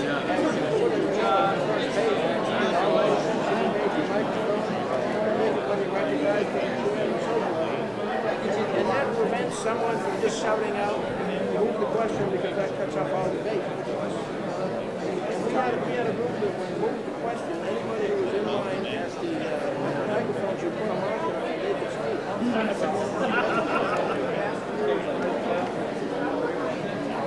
Well, and it's a good idea not to, because it can be used as a ploy to get the question. There are times when you need to read the question, God knows.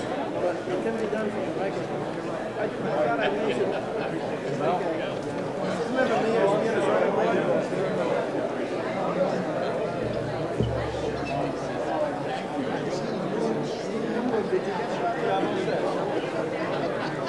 I didn't want to say it more. That's enough.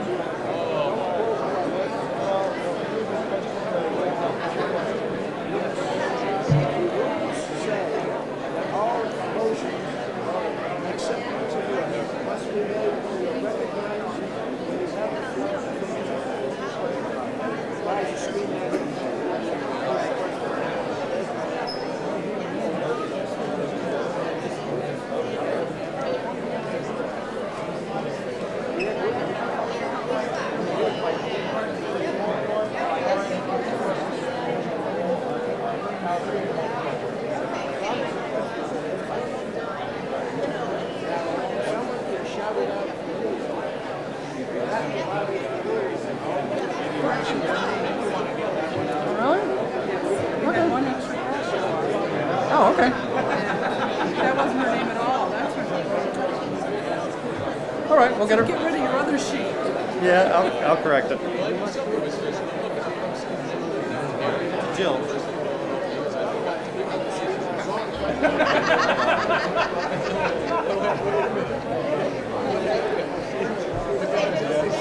That's pressure. They just didn't just say they do it.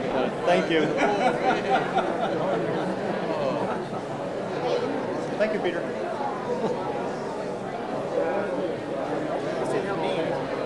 And I noticed as other people are speaking, it's not reset every time, so someone could just start with a make it flat. Yeah, you know, I'm trying to be more, you know.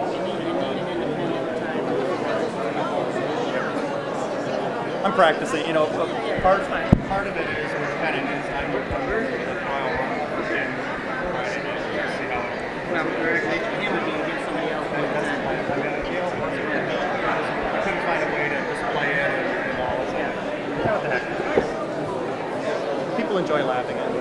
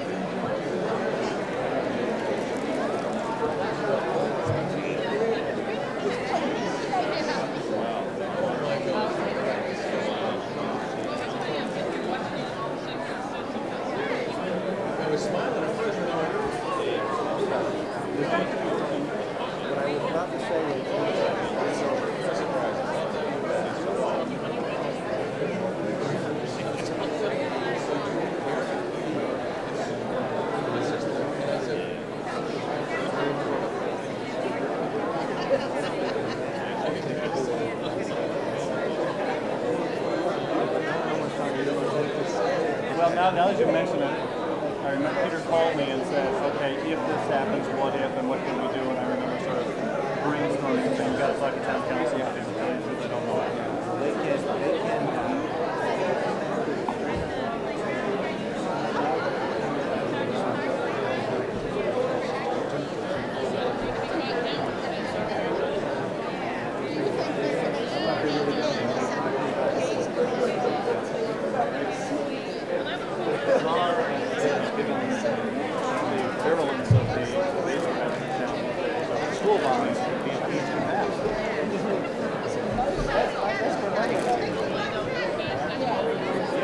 I would rather you hold on to that. I'll bring it out. I'll bring the boxes out to you folks. I just, you know. Oh, no, I don't. Did you see it? It's very quiet tonight. Yeah, you've been great. Yeah. No, it's, you know, I take seriously making sure that everybody's accepted, and I want to do that. Plus, I feel, to tell you the truth, if you gave it to me, I'd feel weird because I wouldn't want someone seeing me walking up and putting ballots in the ballot box. This is working pretty good, Ed.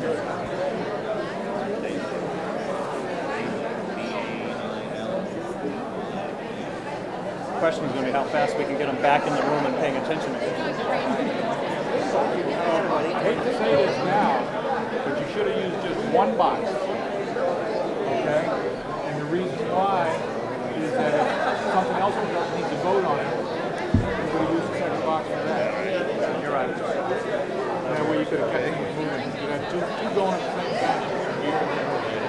I don't know, is that legal? Yeah, you can. Boy, it's kind of like just having 6 bingo cards. So I don't know if I'd do it. Ask a woman, they can handle 20 bingo cards.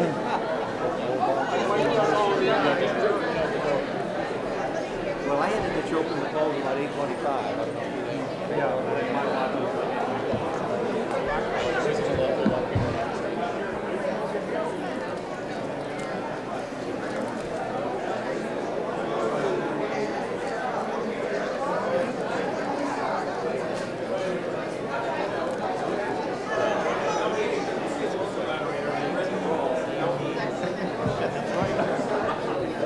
That's my dinner. Well, actually, considering. When did you see that happen? That's right. We're always picking up something.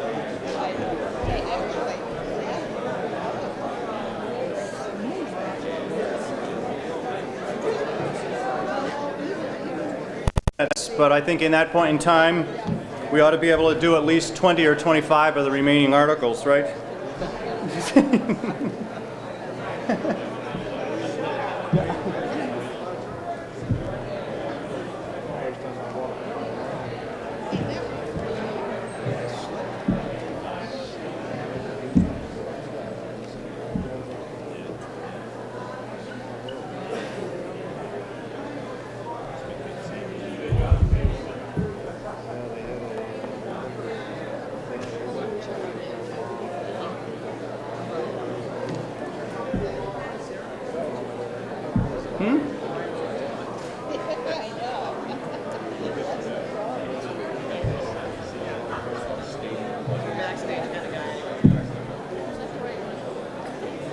Yeah, it's fine too. Number 7. I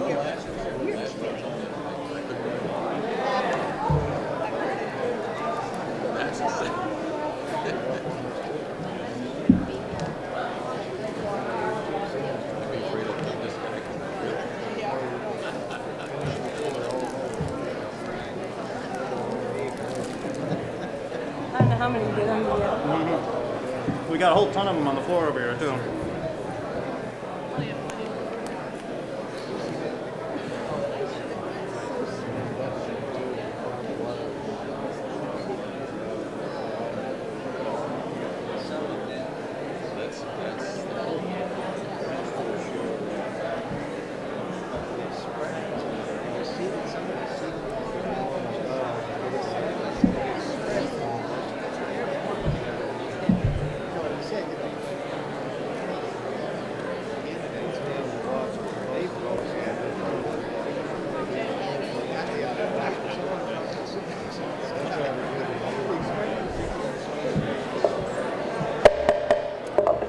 All right, I don't see the crowd pouring in the door anymore, so I think we will move on to consideration of the next article. And again, those of you who may not be may be unfamiliar with the process on bond votes of this type, we are required to keep the ballot box open for a total of an hour.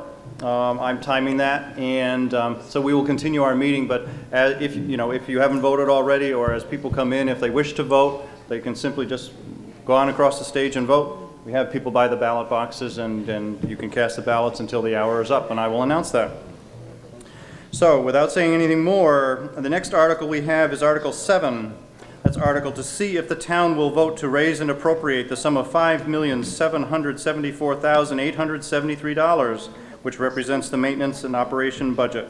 Said sum does not include individual or special individual articles addressed. And my notes tell me that, well, actually, is there a motion to adopt this article? Motion made. Is there a second? And a second. We have a motion made and a second to adopt Article 7. And my notes tell me that Selectman Isabel Sinclair will speak to us first on this. This article is the operating article for the town of Bow for the year of 2002 to 2003, and the majority vote is required, and it's recommended by the Budget Committee and the Selectmen. There's been a motion made and seconded to approve Article 7. Is there any discussion on this article?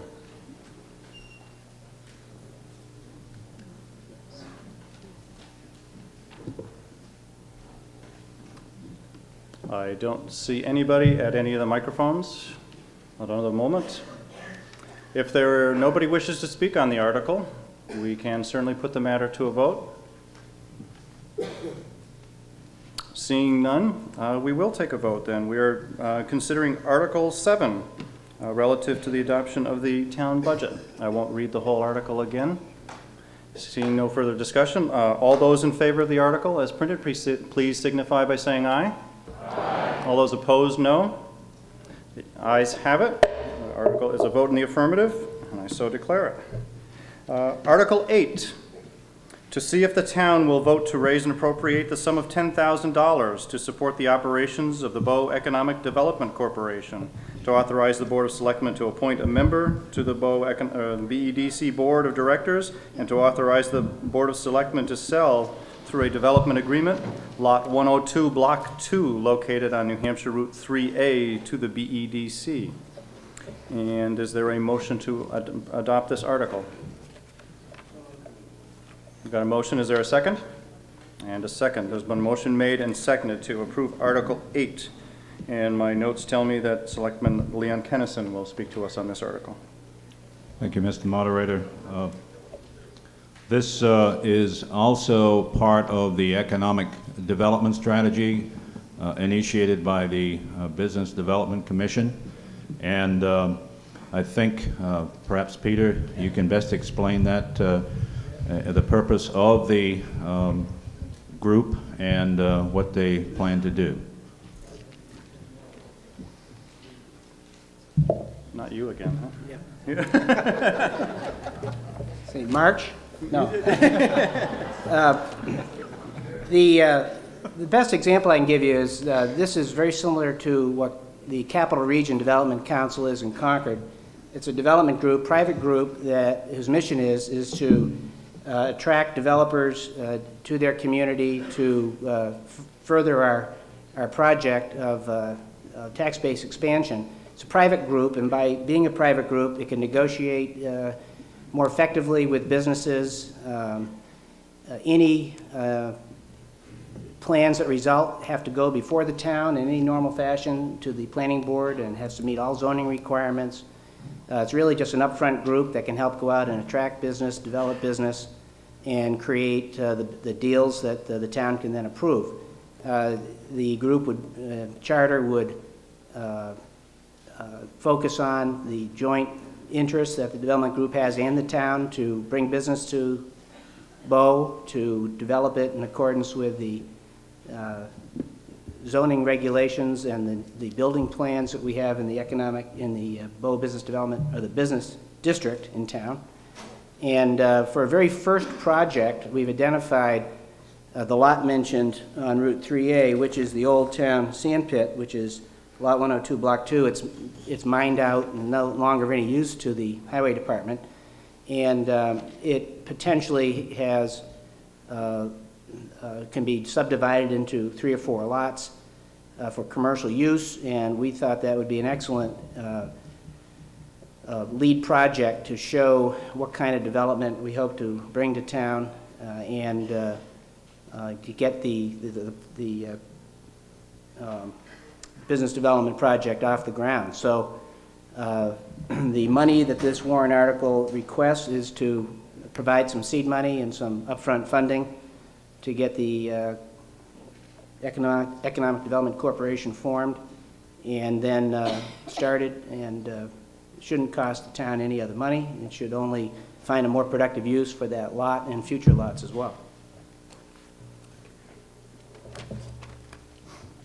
It occurs to me, one comment I didn't make earlier in the meeting is Mr. George Edwards is out in the audience somewhere. He has a handheld microphone, so if you are unable to come to the microphone but wish to speak, simply raise your hand so that I can see who, become aware of you, and I will have George bring the microphone to you. Anyway, I see it. I'll recognize the gentleman at this microphone first. Ray Helgamo from 3 Woodland Circle. 2 questions. One is, what is the size of this lot? And secondly, what is the estimated value? Who wants to handle that one? It's roughly 30 acres. I don't know what the assessed valuation is. It's been owned by the town for a long time. Then what is the estimated value if sold? The way the development agreement would likely work, Ray, is that as individual, if it's sold as a piece with the development approval on it, the town would get the portion that comes from the land itself, and this Economic Development Corporation would be able to reap the remaining profits so that they could plow that back into further projects. The town would get paid as the project goes along. I don't know exactly what the property would be worth. 30 acres, maybe half of it's buildable. I mean, maybe somebody in town knows what that would sell for on the market. Depends whether there's water and sewer. Yes, I recognize the gentleman at that microphone. Gary Nyland, Robinson Road, Bow. Back when I sat on the Conservation Commission bought this land. It was part of the Conservation Commission land. And we took this land and gave it to the town because they needed some gravel. It's got a historical mill site on it. And I really don't think we should be using this piece of land for development. And if this is just the start of the sale of Conservation Commission land, I would not be voting for it, in favor of it all. Did you want to respond to that? Just one clarification. We did pull the deed for this property, and it has no conservation restrictions, and it never had any conservation restrictions on it.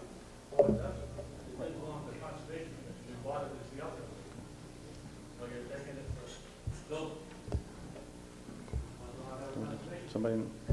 Yes. Yes, my name is Marge Welch, 44 Bow Center Road. I have a question regarding that fee of $10,000. Is this a one-time fee, or can we expect you to be coming back every year with a request of monies?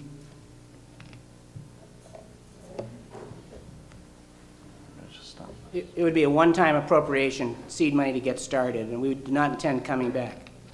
And there are no salaries for you gentlemen that are going to be on this committee? No. So that's a flat fee now. We'll never see this again. That's right. I don't see anybody rushing up to say never. Okay. Ray, before you speak again, can I recognize the other speaker at the mic? Yes, ma'am. My name's Faye Johnson on the Knox Road. When this property was acquired by the town of Bow, I was secretary on the Conservation Commission, and the Conservation Commission was quite excited at the time to get this piece of property because it includes the brook and the historic mill site, parts of which is still there. It was turned over to the town because at that time it was considered to be the best use of the piece of property was for gravel for the town. When I was at the public hearing, I mentioned the fact that it had a historic mill site on it, and the people there that were running the meeting said, "What mill site? Where?" This concerns me. Not the selling of the gravel area, which really needs to have something done to it, but the fact that before it is sold, the brook portion and the mill site, which is a historic part of our town, has not been either had an easement put on it for protection or has been divided out of the piece of property that they're planning to sell. When we move forward with progress, we shouldn't forget our past, and if something were to happen to this mill site, it certainly could never be identified again. And I hope the town will address this, and if they're not planning to address it, I'd like to know right now so I can vote a great big no on the whole thing. I can assure you that we are aware of the facts, that at least the select board is, and we would not allow our approval to be given until both of those factors, both the brook, the wetlands, the remain, even though it looks pretty dry, and the historic mill site are properly identified and preserved by covenant. Okay. We have a speaker who wishes to speak a second time. Does anybody else want to speak the first time on this article? I don't see anyone. Yes, sir? It was pointed out to me that the assessed value was $158,000. My question would be two parts. If this is sold, I understood the speaker to say that anything over the cost of the land would be turned over to the Economic Development Corporation. Is that correct? And what would that monies be used for? Let me clarify that the proposal would be to use a development agreement. I can't tell you what that agreement would say. I can tell you that similar agreements are used in other communities where they have an economic development corporation, where the agreement gives the economic development corporation the ability to go forward and plan for the site. And when parcels are sold, when the site is actually developed, then the costs that the economic development corporation has incurred would be compensated, and presumably the town would get the money that would have been paid had they just bought the site. But the Economic Development Corporation wouldn't be forced to front that money, and also, since we still owned it technically, we'd have a lot more say-so on what actually got done on the site. I mean, the point is we'd eventually get it back on the tax rolls, and we'd like to get a showplace development on that site. Yes, there's a gentleman in this microphone. I'm Alan Koenigsberg from Old Coach Road, and I just want the group to understand that in 1954, the city of Concord did the same thing that you're talking about right now, funded the Capital Regional Development, what is now the Capital Regional Development Corporation, and by them acquiring and selling and acquiring and selling lands, they put tax base on all of what is up on Concord Litho, all of that land up there, all the land up where New Hampshire Distributors is, the Horseshoe Pond project, all of that was built starting with something like we're talking about right now. That's the way you increase the tax base to keep the taxes down. Does anybody else wish to speak on this article? The article we are considering is Article 8. It's to see if the town will vote to raise and appropriate $10,000 for the Bow Economic Development Corporation. Matters outlined on the screen and in your warrant. Is there any further discussion of the article? Seeing none, we'll take a vote at this time. All those in favor of the article, please signify by saying aye. Aye. All those opposed, no. No. The ayes have it. I declare a vote in the affirmative. If you have arrived after we cast the ballots, feel free to wander up anytime. The ballot boxes are still open for the ballot vote on the bond issue. So I certainly don't want anyone to not vote because they don't think they can. Article 9, to see if the town will vote to raise and appropriate the sum of $175,000 to provide matching funds to design the reconstruction of New Hampshire Route 3A through the town of Bow. And is there a motion to approve this article? A motion and second have been made to approve the article, and Leon Kennison will speak to us initially on the article. Thank you, Mr. Moderator. As Peter Winship mentioned in his presentation earlier, 2 years ago, the town meeting granted the Business Development Commission authority to look into constructing an interchange with 93 or the F.E. Everett Turnpike to better make access into the business and industrial zone. After some rather conclusive meetings with the New Hampshire DOT, I think we've become to understand that it is at best a long-term project.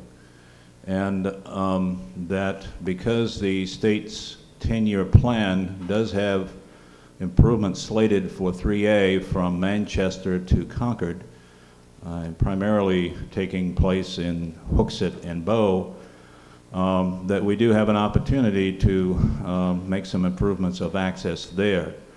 One of the problems is the planning is currently slated not to begin until another 2 or 3 years, and construction not until '08 through '10. And that is a bit beyond our planning horizon. We have approached the DOT through Bill Clubman's office and asked if they would consider if we would to offer to pay the state's share between the state and federal governments, an 80-20 sharing ratio.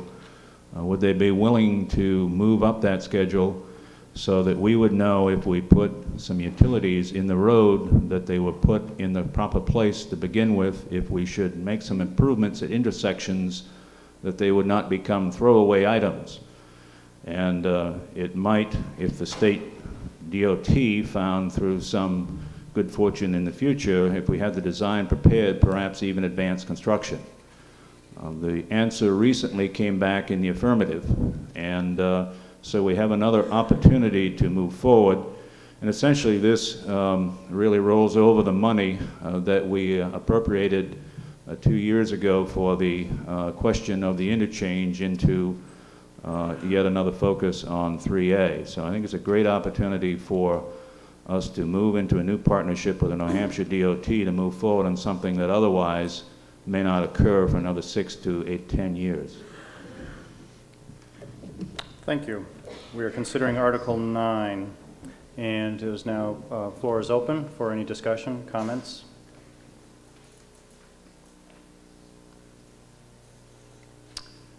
I don't see anybody up at the mics or approaching the microphones, so if there is no further discussion, we will take a vote on the article. This is Article 9, $175,000, matching funds for Road 3A reconstruction. All those in favor of the article, please signify by saying aye. Aye. All those opposed, no. The ayes have it. So vote in the affirmative. I so declare it.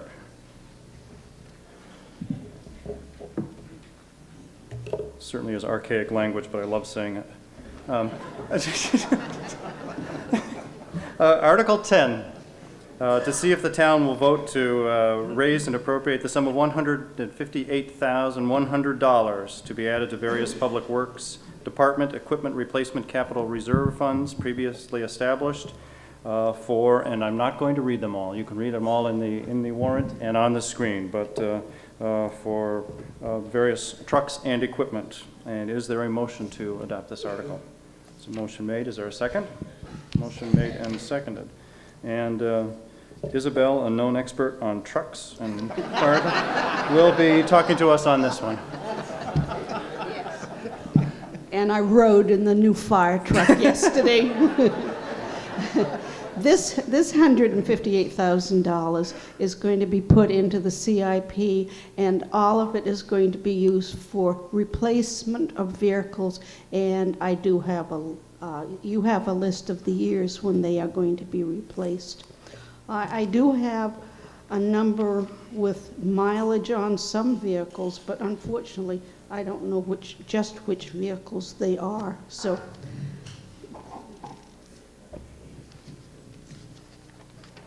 For instance, let me see. That's not the right paper. Which one did I have? Right there. Yeah. Let's see. On the 1987 International, there's 94,353 miles. And then you go up through, like in the 1998 International, there's 30,717.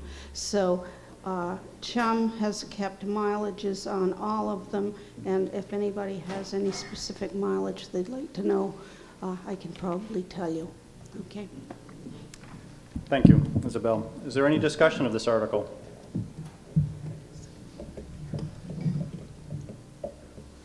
Here's your chance. I don't see anybody at the microphones or approaching the microphones, so we can take a vote. This is Article 10, $158,100 for various Public Works Department capital improvement or capital equipment replacement capital reserve funds.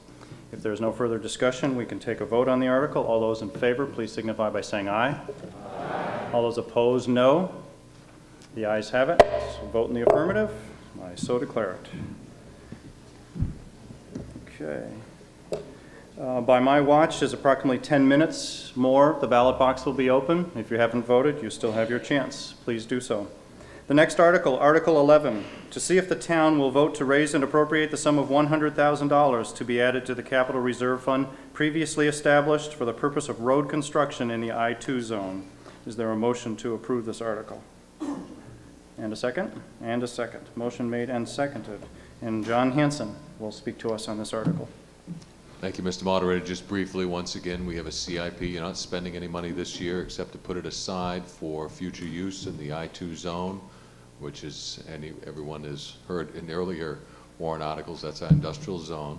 We don't have a planned intersection right at this point in time, but as businesses come to the area and need larger turning radiuses or intersection improvements, we can certainly use this money to do that work for them. Thank you, John. Is there any discussion on this article? Seeing none, we will take a vote on the article. This is Article 11, $100,000 for the Capital Reserve Fund established for road construction in the I-2 zone. All those in favor of the article, please signify by saying aye. Aye. All those opposed, no. Ayes have it. So vote in the affirmative. I so declare it.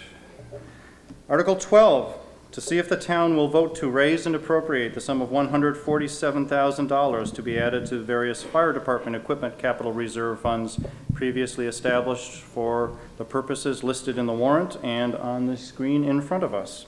Is there a motion to adopt this article? Motion made and seconded. And Leon Kennison will speak to us on this article. Thank you, Mr. Moderator. Like the last few articles, again, a part of the capital improvement program. It goes through our planning board annually to take a hard look at the expenditures and working with the department heads, in this case the fire chief, establishing those items and the life of them and trying to anticipate how we can replace them over a period of time without dips and valleys in the demand curve. And in this case, it's a number of items that pertain to the fire department. Thank you. Is there any discussion on this article? Not to rush things, but I don't see anybody standing or walking to the microphone, so I will take a vote at this point in time. This is Article 12, $147,000 for various fire department equipment replacement capital reserve funds. All those in favor of the motion, please signify by saying aye. Aye. All those opposed, no. The ayes have it. So vote in the affirmative. I so declare it.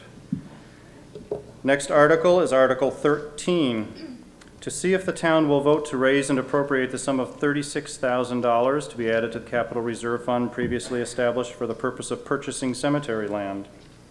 And is there a motion to adopt this article? Motion made. Is there a second? And a second. And Isabel is dying to talk to us about this one. I'm sorry. We have $39,000 from last year in the CIP, and we want to put another $36,000 because, you know, everybody's just dying to use that land, and so we've got to have it ready. So. Okay, this is Article 13. Is there any discussion of this article? You wish to speak, sir? Great. Kevin McCann from Branch Londonderry Turnpike East, where we have a nice size of property across the street from our home. Cemetery would be nice, quiet neighbors. And that's what we said last year at town meeting. Why are we looking to purchase land when we have quite a bit of land in town available for that? Are you talking about the Marshall property? Yes, I am. That possibly could conceivably be one of the pieces of land, but even if we use that land, there would have to be a lot of work done there because it's swampy and it's very rocky and there are a lot of big boulders and things. So whatever we put aside in this would be used for it no matter what, or if we bought other land. But if we do have the money set aside, we're ahead of the game instead of coming back to the town, you know, saying, all right, now we've got to raise The the article money. calls for money to purchase the land, is that correct? Yep. Yeah. Well, this is an article to provide, to add funds to a capital reserve fund, which would be used conceivably in the future to purchase land, yes. Okay, thank you. Does anybody else wish to speak on this article? Yes, sir. Ray Elgamo from Woodland Circle. On the basis of what Select Person Sinclair said, would it not be appropriate to amend this to indicate that this property would not necessarily have to be purchased, but be used to improve the land that the town already uses? Because I believe the word purchase in there defeats the purpose of what she said. It may depend on how the capital reserve fund was originally established, so I'll ask the selectman to respond to that. Mr. Moderator, if I may, Isabel, we're just talking about this. This isn't something that we could change in use for maintenance of land, of cemetery land. We already have maintenance money set aside for our current cemeteries. This was actually a request put in by Al St. Cyr a couple of years ago in anticipation that some of our existing cemeteries may even be able to be expanded at some point in time. It's a very difficult thing for some people that may be new to town meeting to go through this land purchase CIP, because it'd be difficult for you, for instance, if we had a piece of land to sit here and describe to you where it is and how much we're looking now on paper to offer that potential landowner that may be sitting here in the audience. So when we set money aside for land purchases, it's anticipation of a piece of land that may be expanded on a current lot at this time. Not a whole new piece of land and a whole new section of town. I understand that. My question is, should we not have the ability to have the alternative to not only purchase, but also to use for necessary improvements if we use land that is already town property? Yeah, I yeah, we need understand that another we vote. cannot go back and change the previous ordinance, but this one could be changed. Yeah, Mr. Moderator, if I may, we would need another vote to do that. We also have in the operating budget currently a cemetery expense, which takes care of all the expenditures on the cemetery. Not following you? I'm sorry. I can see the hand. No, sir, my point was that if we're going to expend this money, then perhaps we should be putting that aside and have the alternative, if we use town land that's already owned, to improve that, to use it as a cemetery. Removal of boulders or whatever else may be. Smooth the land out, clear it, whatever's necessary. It seems to me we would have two alternatives here. Right. I think, if Peter? not to direct where things are going, but I think what I'm hearing you're suggesting is the possibility of creating a new capital reserve fund for different purposes, because the existing fund, I don't believe, includes maintenance purposes, if I've heard that correctly. Peter, for reference purpose, sure. Rick Manberg, trustee of trust funds. That'd be great. We have a trust fund for the development of cemetery property that has approximately $25,500 in it at this point in time. This is to go for the purchase of land into two separate trust funds. One's to purchase, one's to develop. You certainly could change the purpose of this, but that's not what this warrant was written for. Okay. Does anybody else wish to be heard on this article? Yes, great. Okay. Sue Lemrys, 58 Southbow Road. My name is Sue Lemrys. I live at 58 Southbow Road. Just a thought. If we pass every one of these articles tonight, we'll have spent $19 million, and we have not yet reached the school board meeting on Friday night. Just a thought. And we were having such a good time up till now.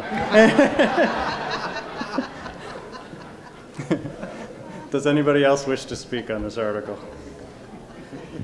I don't see any further speakers, so I think it would be appropriate to take a vote on the article at this point in time. Whoops. Oh.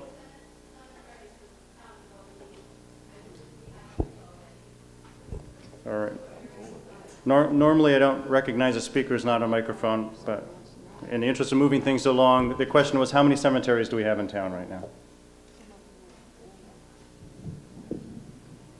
The cemeteries that are active right now, some of them are getting to that point where we really don't have enough space to house all of you who may want to be in there someday. But your question is well taken. There is 3 active, and there is a total of, I believe, 12 cemeteries in town, many of which are privately held, some of which were privately held and then turned over to the town, and vice versa.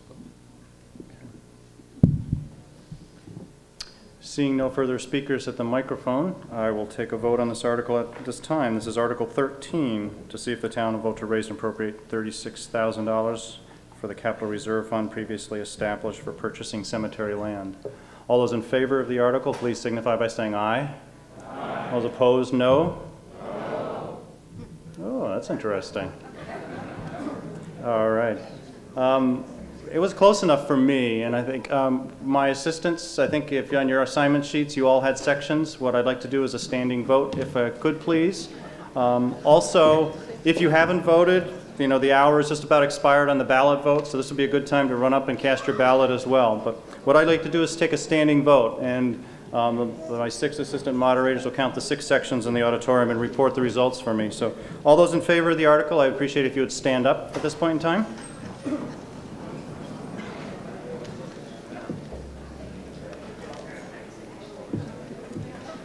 These are 4, right?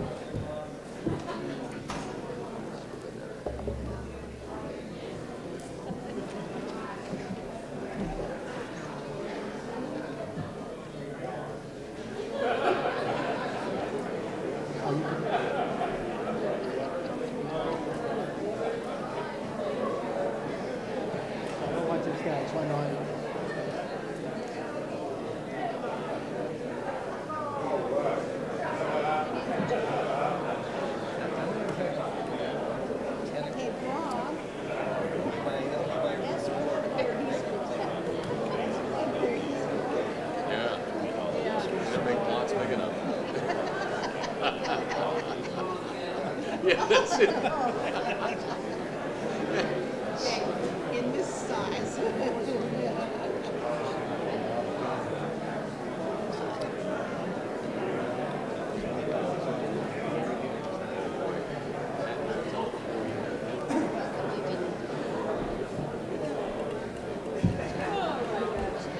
Yep.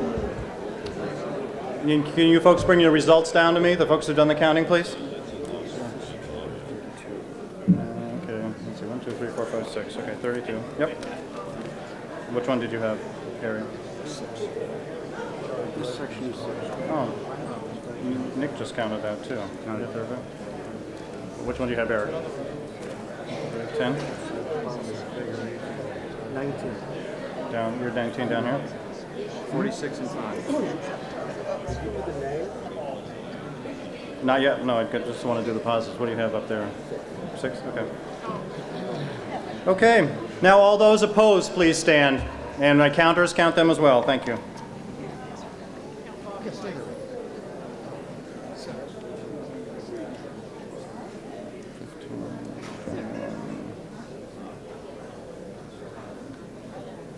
Peter?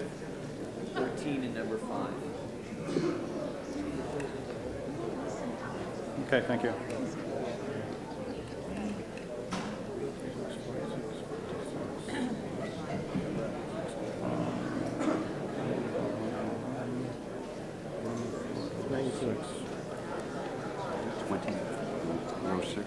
Section 6.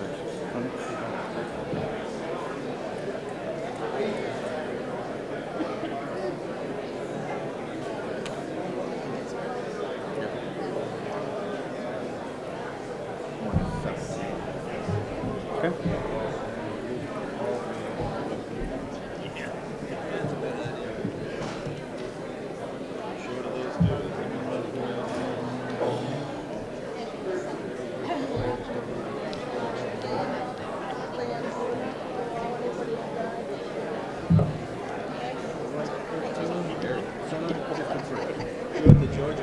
You may be seated.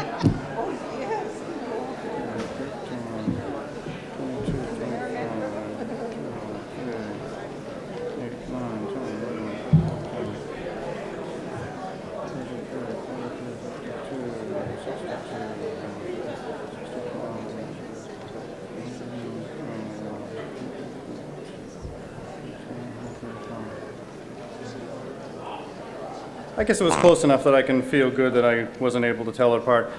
Yes, 146, no, 135. So it passes, the ayes have it.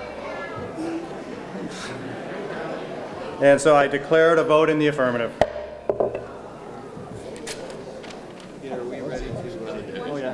And this is the last call for voting on the water and sewer bond. If there's nobody here that wishes, I'm going to declare the voting on that closed and authorize the supervisors or my assistants to count the ballots at this time. And as soon as they're finished, they will report the results to us. So that was Article 13. All right, next article, Article 14. To see if the town will vote to raise and appropriate the sum of $40,000 to be added to the capital reserve fund previously established for the purpose of town revaluation. And is there a motion to approve this article? There's a motion made and a second? Okay. Motion's been made and seconded. And John Hanson will speak to us on this article. Thank you, Mr. Moderator. We began in earnest this year a reval of the town. The bids came in, and thankfully we were able to get a vendor for the amount we budgeted, which was $200,000. And that revaluation is taking place right now. I've talked to a few people that have already seen them in their houses and doing that. This money in this warrant article is simply to put money away for future revaluations in the spirit of the capital improvement plans. And if we put $40,000 away this year and next year and the year after that, eventually we'll have enough money to do another revaluation similar to what we did last time. If you remember, we didn't have to come up with the $200,000 all at once to do the reval that we did last year. We had, I don't have the amount in front of me, somewhere around $188,000 already in place to do the revals. A simple CIP. Okay. Motion's been made and seconded, and John has explained Article 14 to us. Is there any discussion? A question, Yes, sir. sir. Mm-hmm. Ray Elgamo, Woodland Circle. What does the statute now say for how often reevaluation must take place?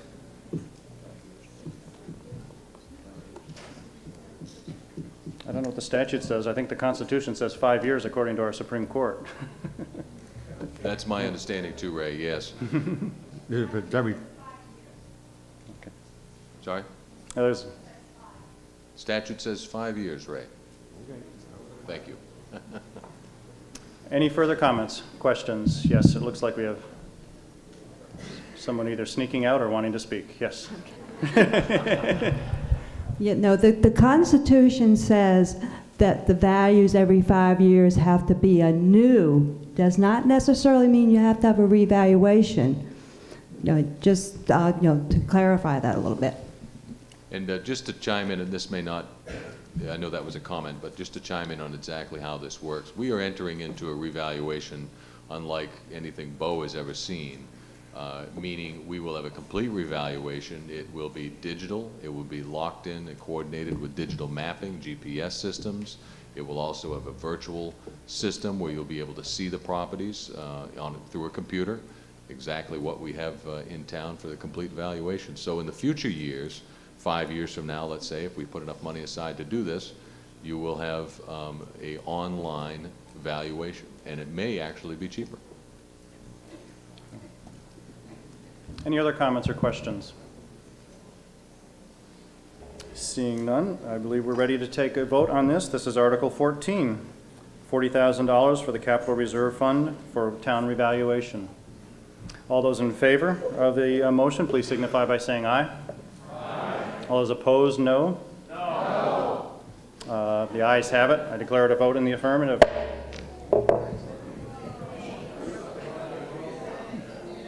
Well, if you'd like to challenge, you can certainly, anyone can, it appeared quite clear to me that the ayes had it. But certainly, anybody can raise a point of order and request a count if they wish. And if a majority of you want to overrule the moderator, you can do so. Yes, sir. Well, if you're raising a point of order. Yes? All right.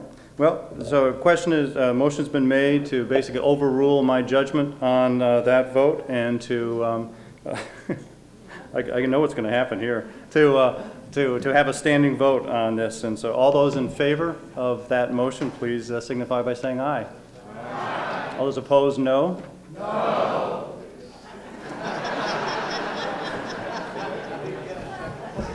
Well, I still think the ayes have it, but to me, you know, I think all voters, I think my goal here is to make sure everybody feels there was a fair meeting. So I'm happy to do a standing vote on this. It takes a little bit of time, but assistants, please give me a hand. All those in favor?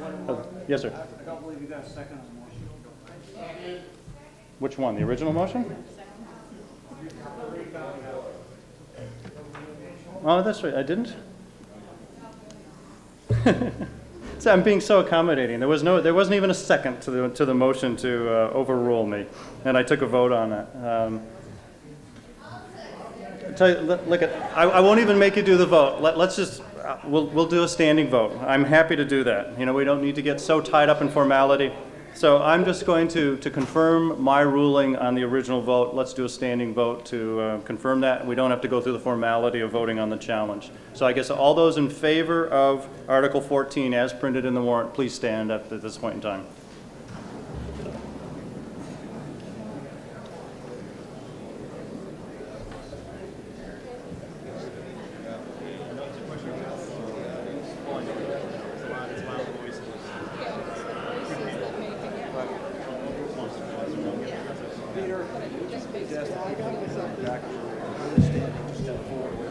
Oh, okay. Yeah, it has been pointed out to me that it makes counting a little difficult, those folks who are standing along the wall and along the mid part of the auditorium. If you could find a seat, that would make it easier for the rest of us, because that would be less confusing as to whether you're voting, not voting, which side you're voting on. Just a minute. Article, this is 14, right? 1, 2, 3, 4, 5, 6. And you? Okay, Eric?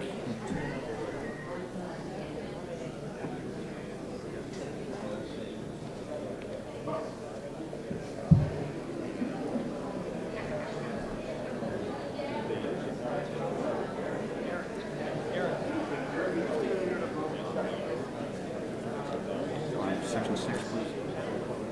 Peter, section 549.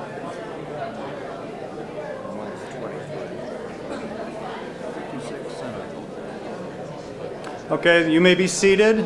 All those opposed to the article, please stand at this point in time.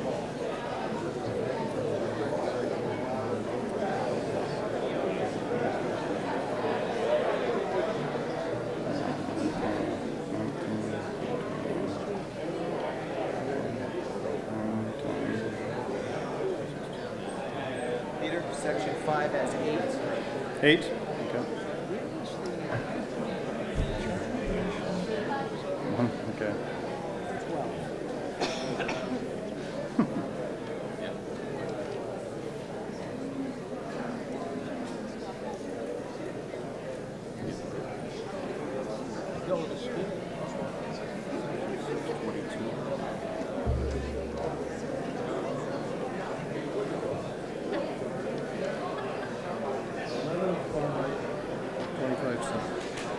Thank you very much.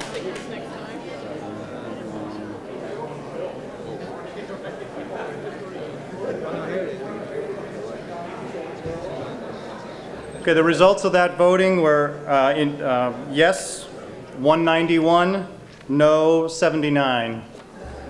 So I just ask your indulgence. Believe it or not, when you're standing up here, you can tell the difference between number of voices and fewer voices shouting louder. So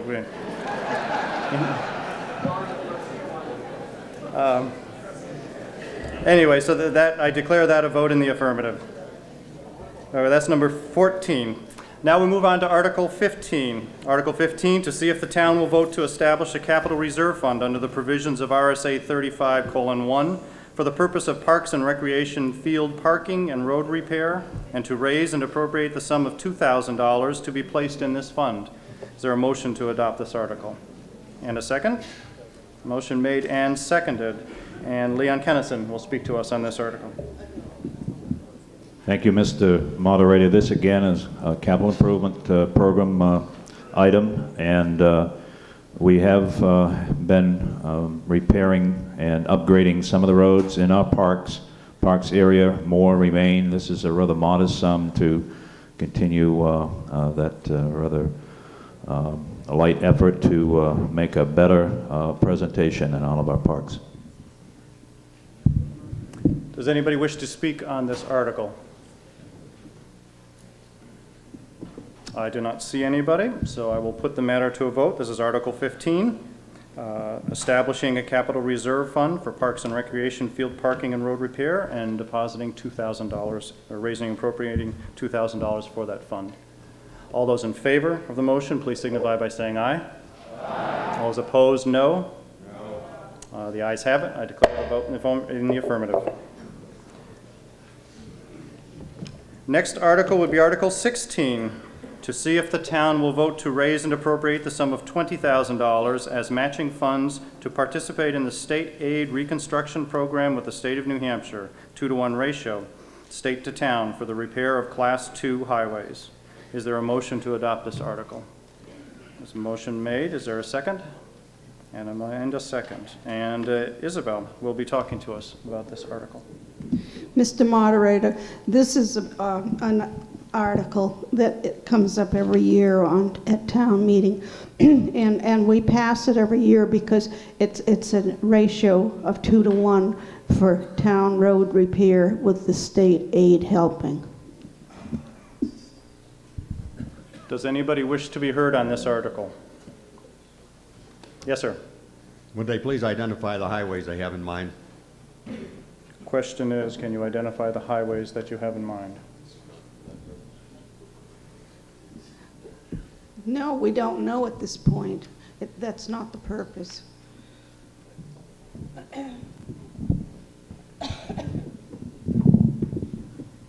Ray, these basically have to be Class 2 highways, and Bow Bog Road, Bow Center Road, and Extension are two such highways in town. These cannot be the Class 5 highways.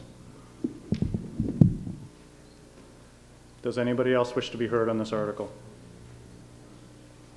Seeing no one at the microphones and no hands, we will put the matter to the vote. This is Article 16, raising and appropriating $20,000 in matching funds for the state aid reconstruction program.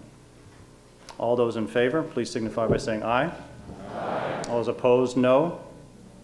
The ayes have it. Declare it and vote in the affirmative.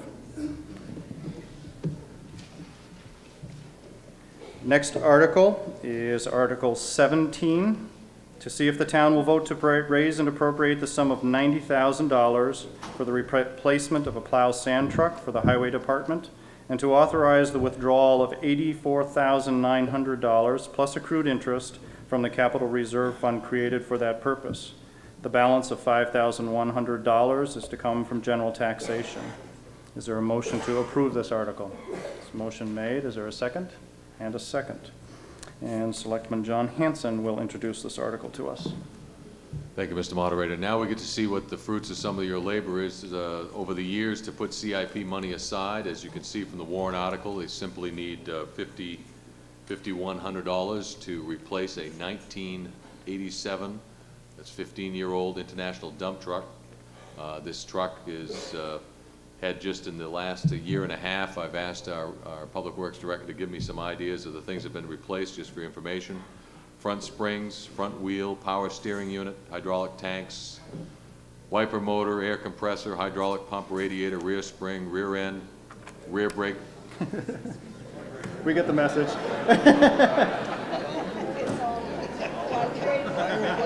Right. John, what are you doing here? This truck's brand new.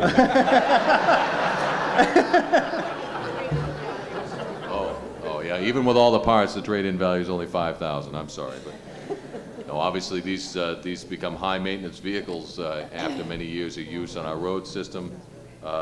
Currently, this has 94,351 hard-ridden miles, local miles. Does anybody wish to be heard on this article? Seeing no one, we will take a vote. Article 17, raising and appropriating funds for plow sand truck for highway department purposes. All those in favor of the article, please signify by saying aye. Aye. Those opposed, no. The ayes have it. I declare it a vote in the affirmative.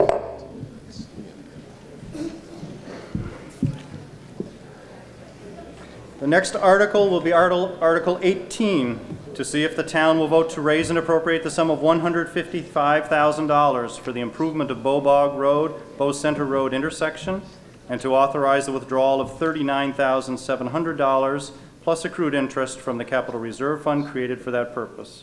The balance of $115,300 is to come from general taxation. Is there a motion to adopt this article?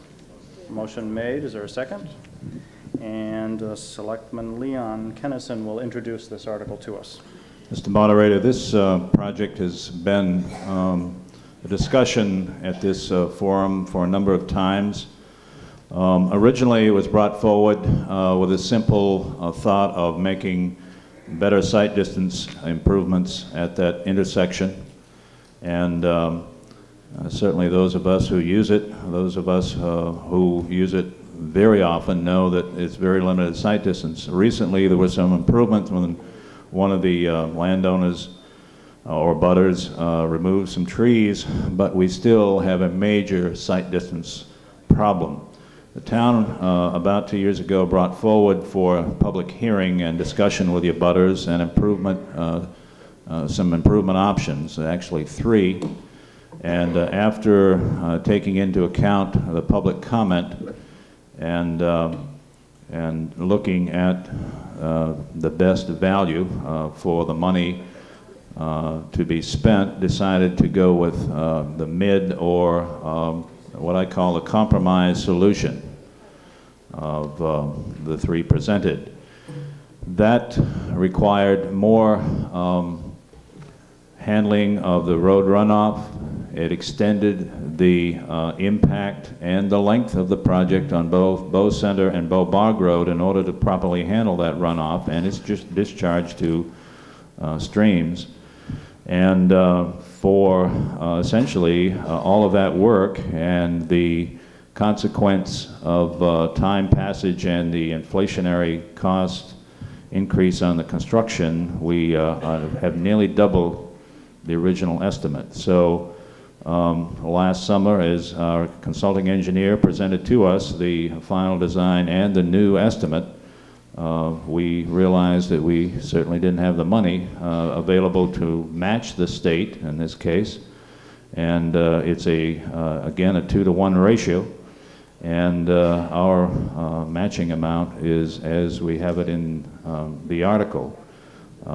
If you approve of this, we as a board will go back and have another hearing before any work starts. I've commented on that to one of the abutters. It's been nearly 2 years. We don't plan to rip apart the neighborhood and do plan to leave it in good shape while gaining a major improvement. And there are a number of people have spoke about the need of this improvement to me personally over the years, and I think in all seasons we can see where it's really needed badly. Yes, John reminds me that we do need to amend this to recognize some changes that we should have incorporated in the first instance. So therefore, Mr. Moderator, I would propose an amendment and to replace the entire article with the one that reads as, to see if the town will vote to raise and appropriate the sum of $115,300 for the improvement of the Bow Bog, Bow Center Road intersection. This amount will be added to the $39,700 previously raised and appropriated in warrant article 1999-21. The total amount will be $155,000. This is recommended by both the Select Board and the Budget Committee. Okay. So Selectman Kennison has just made a motion to amend the article. Is there a second to that motion? There is a second has been made. So the first thing we need to do is to act on the motion to amend. So at this point in time, I would ask if there is anybody who wishes to speak on the motion to amend. Seeing none, we'll take a vote on that. We are voting on the motion to amend the article as it appears in the lower half of the screen in front of you. All those in favor of the motion to amend, please signify by saying aye. Aye. All those opposed, no. The ayes have it. Vote in the affirmative, I so declare. So now we are considering action on Article 18 as amended. And is there anybody who wishes to speak on Article 18 as amended? Do you wish to speak? Yes, sir. Margaret King, 11 Woodhill Road. Do any of the plans for this intersection include traffic lights by any chance? Negative. Negative at this time. Okay. Well, all I have to say is I drive that road every day. It is a very dangerous intersection. I certainly personally feel that $155,000 is not too much to spend on one life. Eventually, it will happen if the road is not improved. Does anybody else wish to speak? Yes, sir. Don Lowe, three years ago when we voted on this, help my memory out a little bit here. Wasn't there some state matching funds and that never got approved? What was the story with that and what happened? And is there some state matching funds available? And Yes, Don, this is very similar to the one we voted on to add $20,000 to the reserve fund. We also have a 1/3, 2/3 match here, and essentially it's the same program. At present time, the state funds are reserved for us, and they're awaiting action of this evening. So it is a 1/3 town, 2/3 state on this Class 2 roadway intersection. Actually, both roads are Class 2.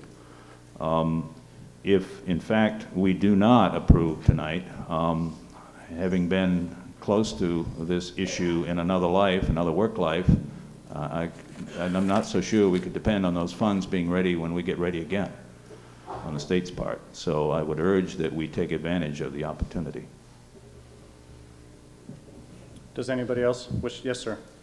I wondered if you could tell me what the balance of the general fund is right now? Is there a question? Can someone tell us what the balance of the general fund is? I'm looking at the treasurer's report, and if I'm reading it correctly, there's about $7 million in cash on hand in this town. Is that right? What page are you on? Page 81 of the town report.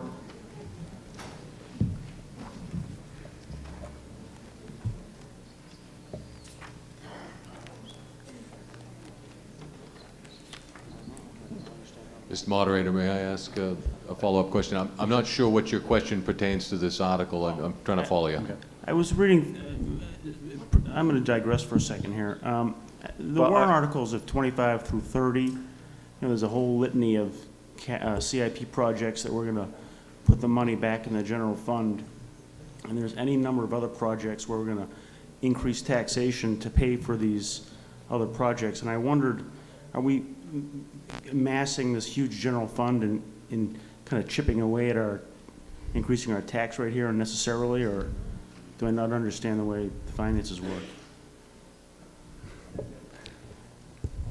I can John, take a stab at that. Okay. Obviously, and the treasurer was going to take a stab at that first. Okay, that's great. Mark Laval is our town treasurer. Mark Laval, 10 Old Coach Road, and town treasurer. The general fund balance right now is about $6,500,000. That is from the last tax collection, and that money will provide us the funds that we need to run the town from that last tax collection to the next town tax collection. That money, in effect, has been spent and will be spent between now and then we'll get the next tax collection, which will bring us back up to that $6 million level, and then it will be used to spend all the bills that come in over the next 6-month period. So the general fund, although there's $6 to $7 million right there right now, by the time we get to the next tax collection, that's going to be considerably less. So it's there for purposes of meeting all the expenses that come up between now and the next tax collection. It's in effect spent, or will be spent. So we don't carry a large balance in general? We carry a large balance in the general fund from tax collection to tax collection. It's a dwindling amount. So we'll make the tax collector will collect the funds, give it to me, I'll keep it invested and spend it as the bills come in, or the bookkeeper and the town manager spend it as the bills come in.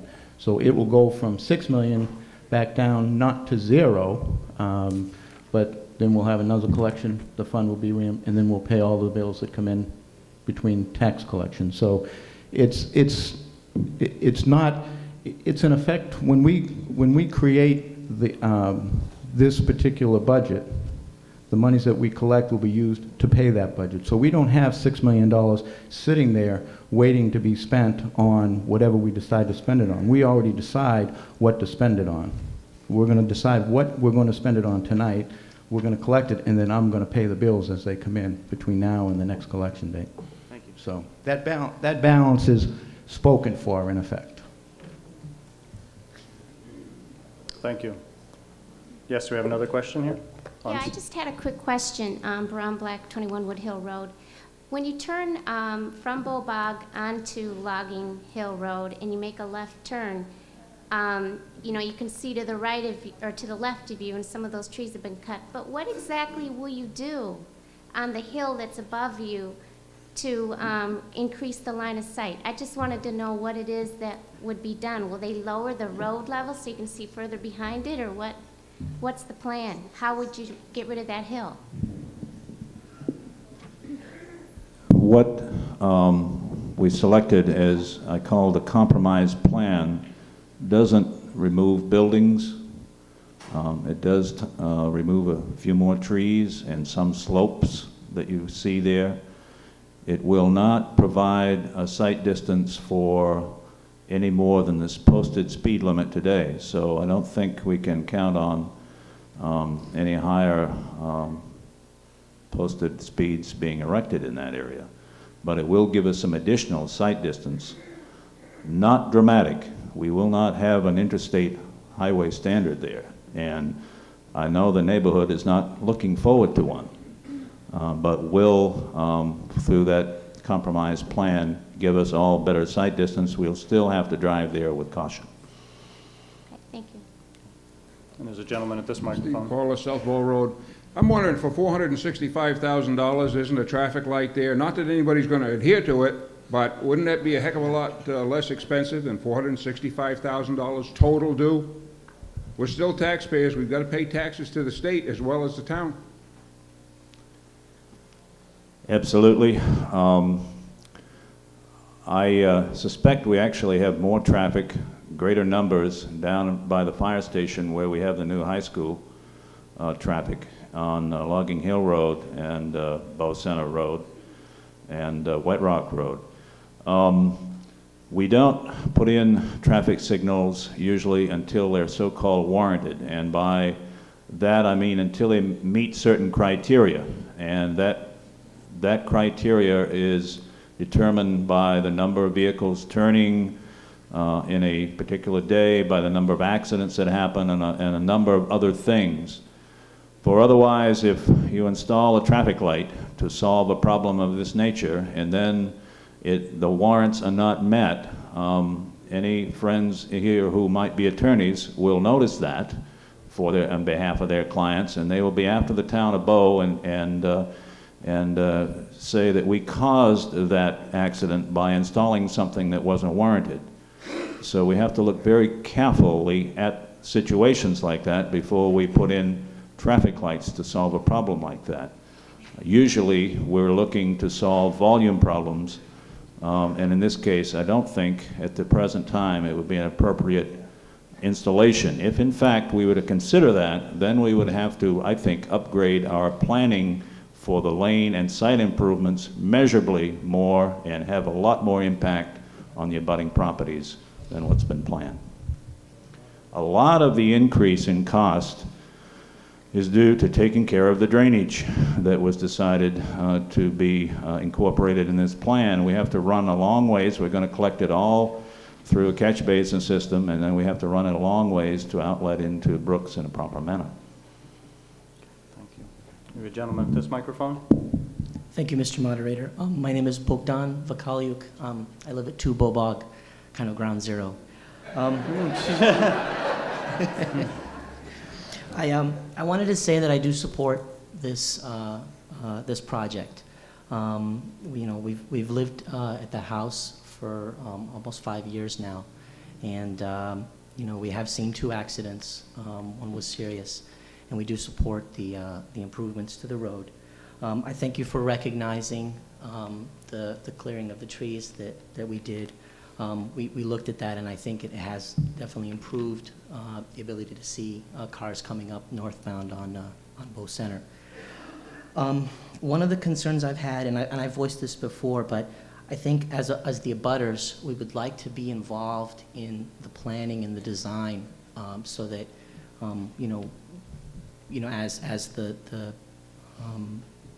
as the designs are laid out, or as the thought process or the engineering decisions are being made, we'd like to have an opportunity to give our input.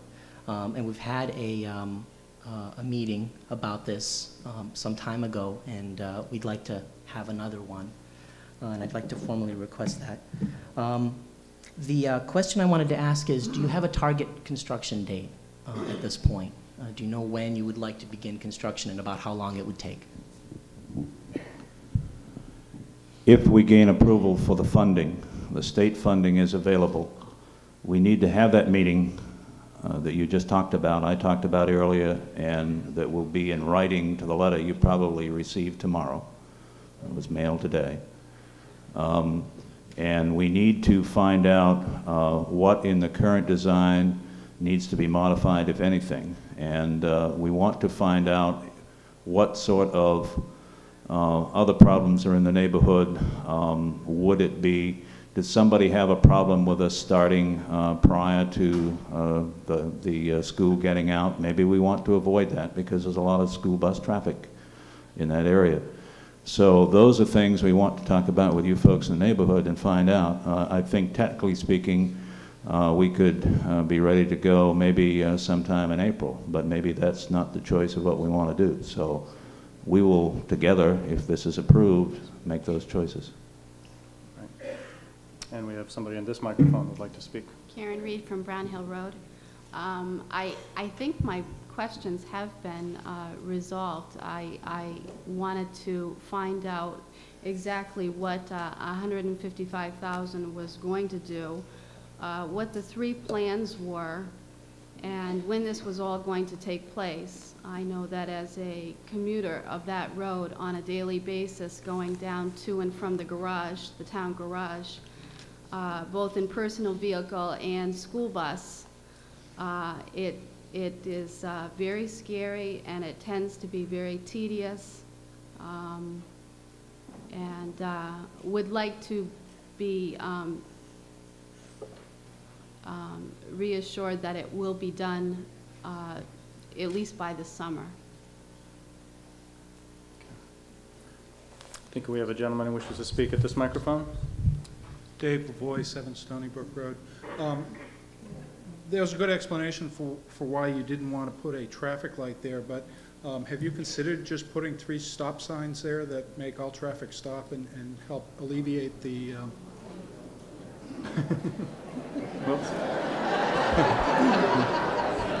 Remember what I said earlier about respecting everyone's opinions. Please. It would, I mean, I agree that the intersection is a dangerous intersection. I go through it daily as well. I'm just wondering if there is a less costly solution to this by just forcing all traffic to come to a stop.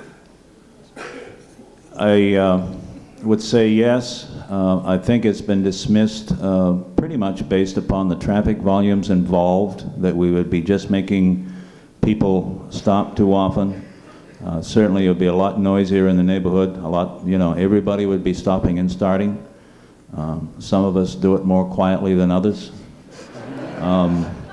And also, I can tell you the neighborhood would find out whose engines were tuned and whose weren't, and the fumes would be noticeably different than what they are today. Okay, thank you.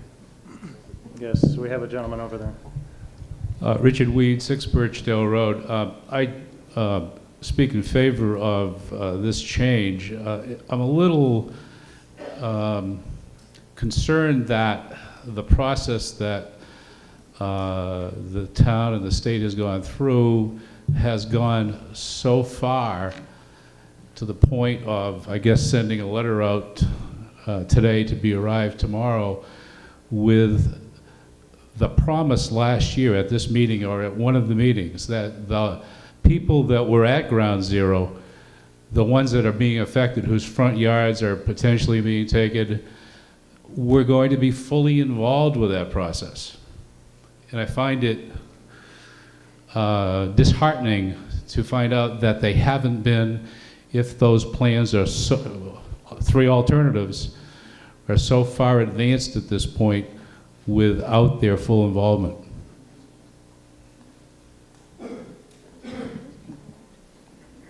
I think it's in the form of a comment too, and you're absolutely right. In former meetings, and if Al St. Cyr was here, he would tell you, initial estimates on this entire project were much less, and now we're going to the public hearing mode and trying to appease everyone there and do the drainage and everything we need. The cost has gone up substantially.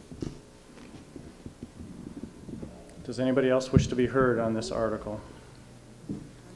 This is Article 18, as amended, as it appears on the screen in front of you, relative to the appropriation now of $115,300,000 for Bow Bog Road, Bow Center Road intersection work. Seeing no one at the microphones, we will take a vote. Yes, I'm sorry. Yeah. I'm sorry. I'm sorry.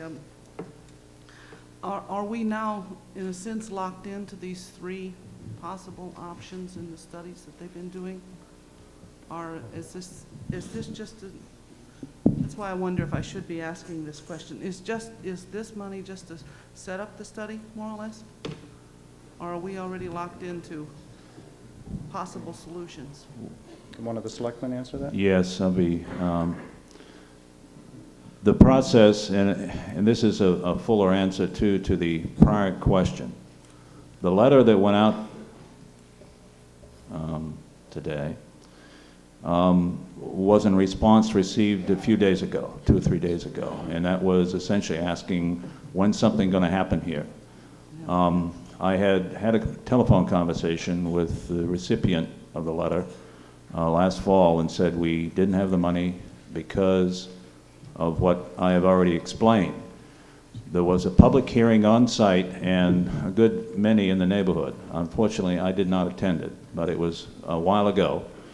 And the decision was made pretty much based upon the consensus of those present that the mid or the compromise plan was the most preferred. Then our design engineer, the town's design engineer, went forward and completed those. There was an exchange between the town and the state about the sufficiency of design, correcting this and getting, some certain standards in harmony with the state's desires. And we got essentially the approved plans back last summer with the new estimate for the compromise plan design. We have to wait because we only do business in the legislative sense once a year, and it is now. So what we're asking for essentially is additional funding to go into that construction. As we have said before, we will take those plans back, once again explain them, thought that we had a consensus on that compromise option or version before, but if somebody wants to do something different on their property, we still have that opportunity to make those changes, and we have we have that through construction, very frankly, until we're complete. And They did. we're willing to do that. They did also, I assume, take into consideration the newer construction that's going on in houses along Wood Hill Road, developments there, and also the new traffic that's going to be coming into Bobog Road, perhaps? There's an awful lot of new houses going up there now. Well, that may be, but the numbers proportionally adding to the traffic volumes at the intersection won't change the basic nature of the improvements that have planned, and the plan should accommodate for a reasonable time to come the volumes that are expected. But again, it's not, we're trying to compromise with the abutters so that we don't take homes, so that we don't take half of their front lawns and that sort of thing. So it won't be a wide open shot that you can see half a mile in either direction. Maybe I'm being foolish, and I don't want to be, but I fail to understand how the town could be held at a liability for putting up a traffic light. I mean, to me, it just doesn't make sense that if you've put up the proper signs, that there is a traffic light there. Well, there are standards. There are standards to constructing things, and it would be just the same as if we constructed a narrow bridge, or somehow a bridge that one could point to that nobody else is doing because it's obsolete and it's not, up to certain basic standards.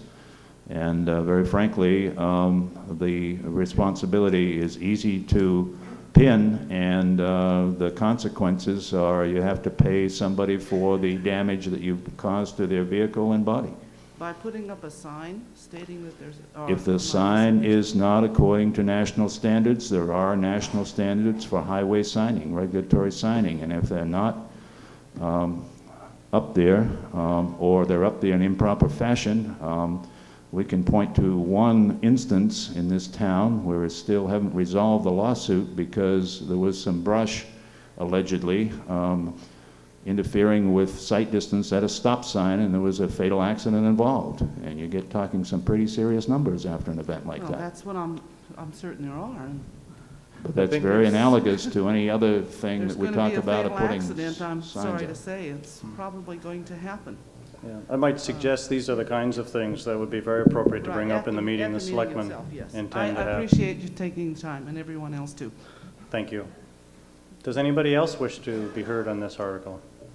It is Article 18 as amended. If there's no further discussion, we'll take a vote. All those in favor of Article 18 as amended, please signify by saying aye. Aye. All those opposed, no. The ayes have it. It's a vote in the affirmative, and I so declare it. Passed. And at this point in time, I'm also able to announce the results of the voting on Article 6. That's a water and sewer article proposed by the water and sewer article. The voting on the article was yes, 313 votes, no, 120 votes. It's a total of 436 votes, and if it's approximately 72% in favor, it required 2/3, and so it passes.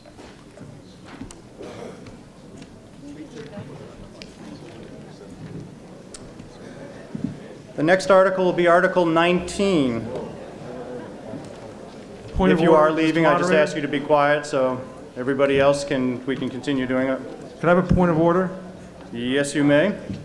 Would be in order to move restrict reconsideration of all articles previously passed to this point? That is certainly an option that you have. The motion has been made to restrict reconsideration of all articles passed to date. For those of you who don't remember what that means, what that will do is prevent this meeting tonight from reconsidering any of the articles we've addressed already. But if a motion to reconsider is made, the action on the reconsideration will occur at a meeting that has to be at least 7 days from tonight. That date is the date that I announced earlier, would be the 25th of this month. So I would make that motion that we restrict reconsideration of all articles previously adopted other than the bond article, which would be Article 7 through 18. Okay. Is there a second? There's a second to that motion. So the motion's been made and seconded to restrict reconsideration of all of the articles adopted to date in the meeting. I think what you said, with the exception of the bond article, which doesn't The need bond a article restriction. has to be done a Yep. separate way anyway. So I'm just doing the ones that are other than the bond article, 7 through 18. I think council can advise that the bond article would have a separate mechanism for reconsideration anyway. That's correct. You cannot reconsider a bond article on the night of the meeting. That's true. Does anybody wish to speak on this motion? Gentleman has a point of order, sure.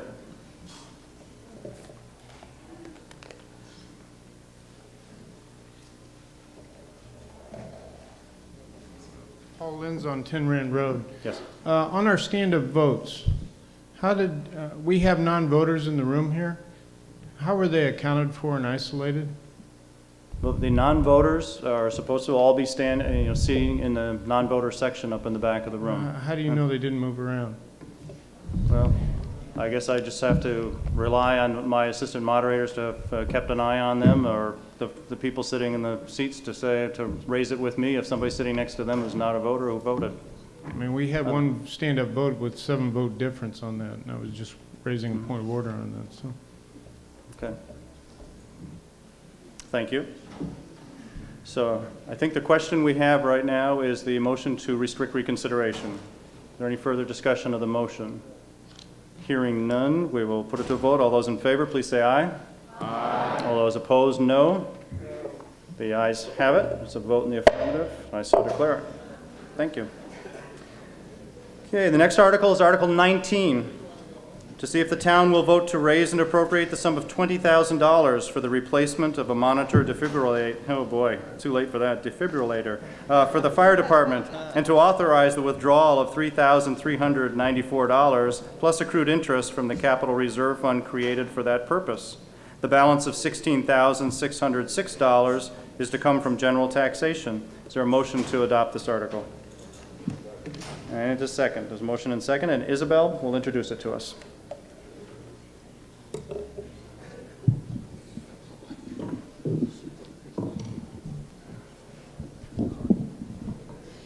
This is an article where we're going to take money out of CIP, and then the rest of it is going to come from general taxation. And we have Lieutenant Hutchinson from the police department, and he will talk on this article. Fire department. Oh, sorry.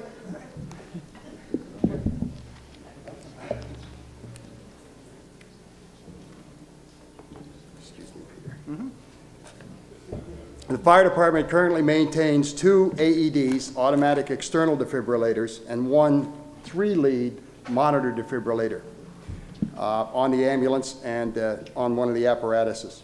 Recent published changes by the American Heart Association and local medical standards now require that cardiac monitor defibrillators used in EMS systems be capable of providing 12-lead diagnostic EKGs.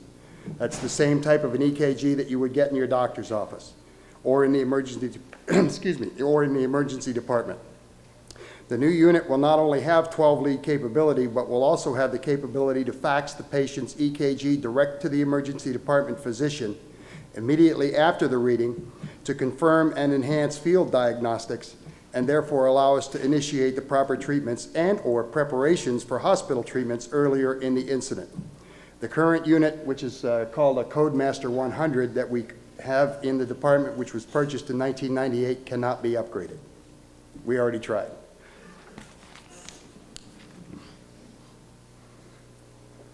Does anybody wish to be heard on this article? Seeing no one, we can put the matter to the vote. Raise and appropriate the sum of $20,000 for the fire department purposes. I'll trip over it again if I try to say it again. Article 19. Seeing no one who wishes to speak on the article, all those in favor of the article, please signify by saying aye. Aye. Opposed, no. The ayes have it. Vote in the affirmative. I so declare it. Next article is Article 20. To see if the town will vote to raise and appropriate the sum of $75,000 for the replacement of a tractor with brush hog on arm for the highway department, and to authorize the withdrawal of $35,805 plus accrued interest from the Capital Reserve Fund created for that purpose. The balance of $39,195 is to come from general taxation. Is there a motion to adopt this article? Motion and second. Okay, and Selectman John Hanson will introduce this. Thank you, Mr. Moderator. I assured the Budget Committee, and I'll assure them again tonight, this is a replacement tractor. And justification for replacing a 1973 Massey Ferguson tractor. The tractor currently is 29 years old that they would be replacing. It cannot be equipped with a hydraulic over-the-guardrail mower, as we call them. It's underweight to hold that type of mower. And obviously, a two-wheel drive unit probably wouldn't be able to hold the road as it went along anyway. The current equipment can't be equipped with a cab or really retrofitted. This, in a nutshell, would allow us to do some of the mowing along the sides of the road, which you probably have not seen in recent years. Many years ago, we did hire some of that service out. Now it's become very, very expensive to hire some of that service out. So this would be simply to buy the equipment and run it ourselves. Does anybody wish to be heard on this article?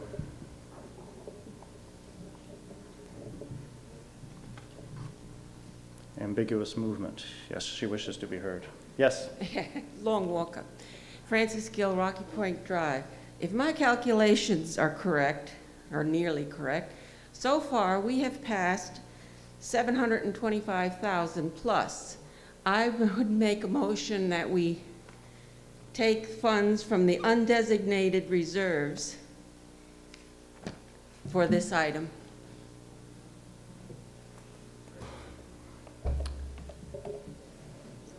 I am going to treat that as a motion, or do you wish to make that as a motion to amend the article? Okay, so let me just make sure that we've got this right.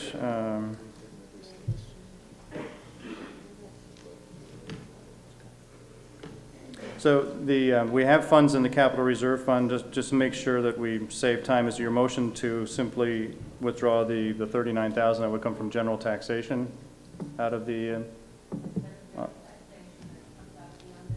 undesignated?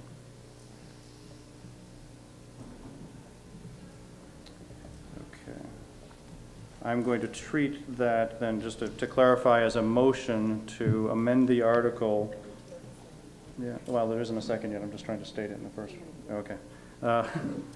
To amend the article to provide that the $39,195 is to come from the undesignated town surplus rather than from general taxation. Was there a second to that motion to amend?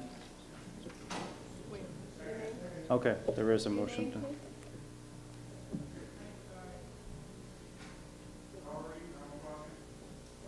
Okay.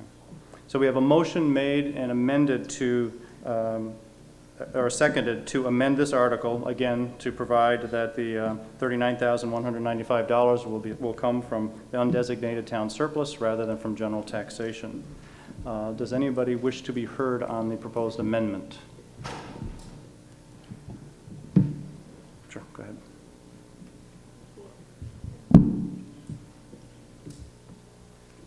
Brian Westover, 63 Robinson Road. I'd like to hear from someone from the Budget Committee to tell us what we have for a balance in our undesignated fund, please.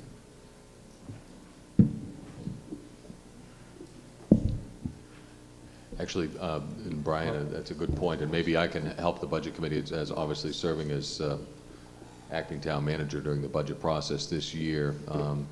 Our current undesignated fund balance, and it's obviously a floating number, but is down now to just a little over what they suggest we have in that balance for a fallback position. In your town report, it outlines an amount of about $3.4 million.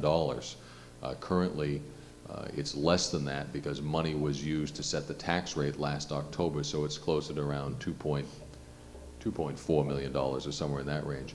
Clearly, $39,000 coming out of that would not bankrupt the town or put us in jeopardy of anything. It is a different way to fund things, certainly, and we've done it in years past. Yes, sir. Just to remind the townspeople that if you haven't read all the warrant articles, in warrant articles 25, 26, 27, 28, 29, and 30, you will be refunding $70,000 into that fund. So there is money coming up in the town meeting in a few moments that you'll be able to use to do this with. Does anybody else wish to be heard?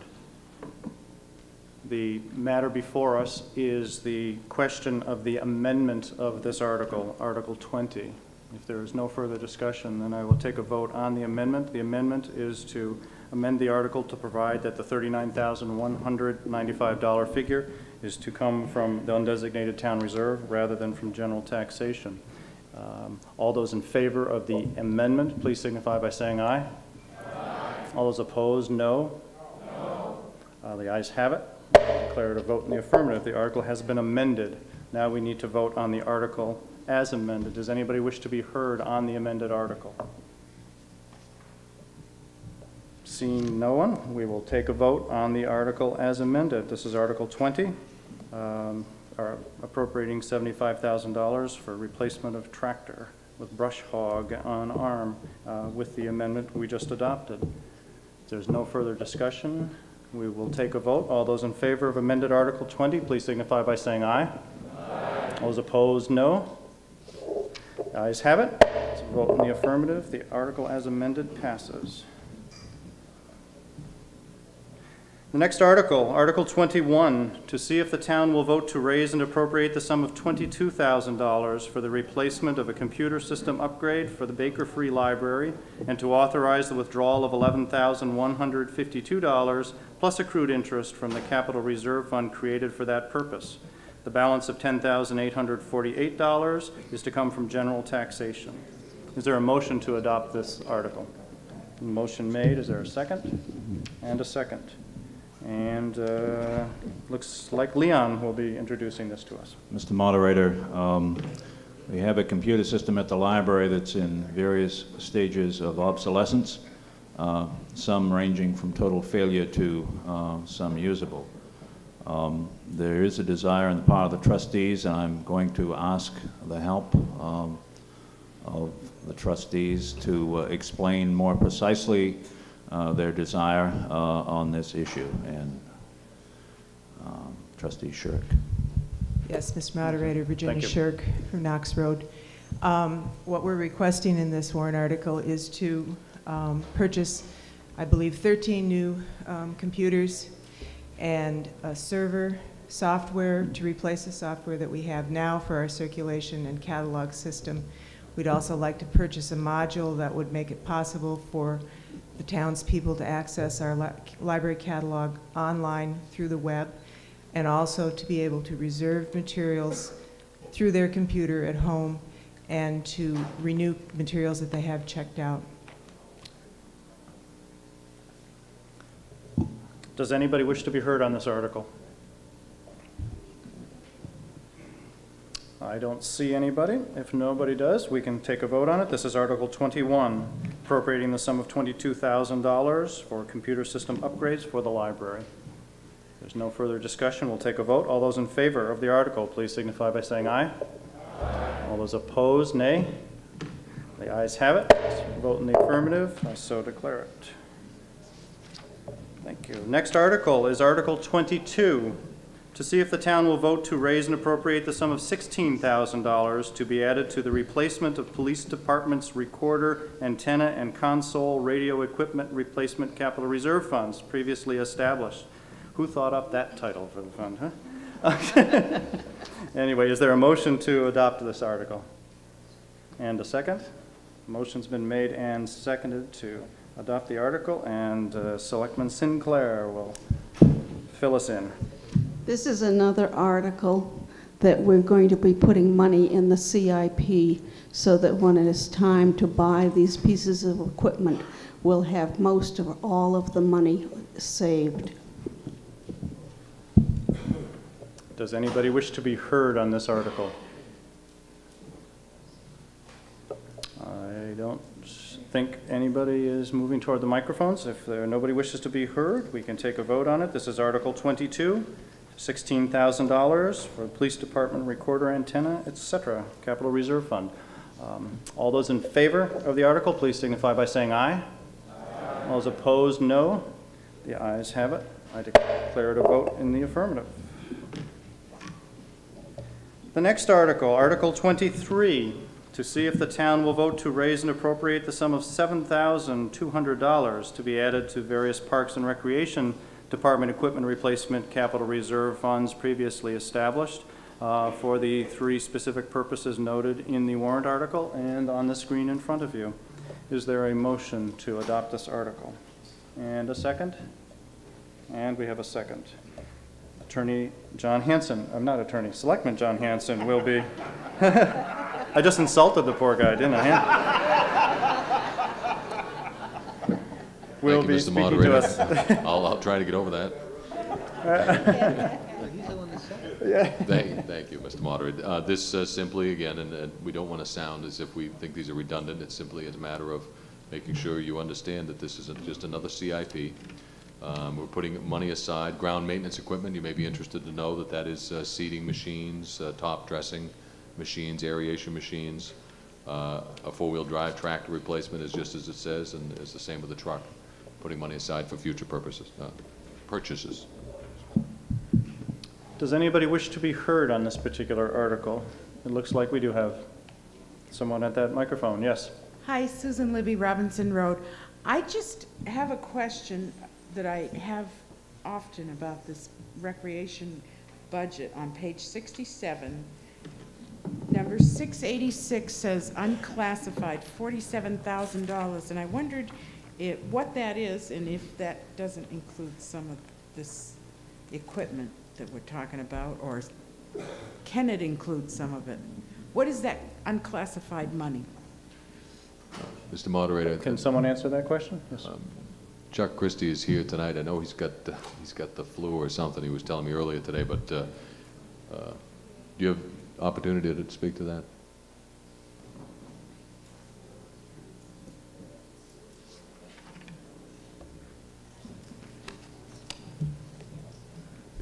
I didn't catch the page reference. That's the money used for programs offset by revenue.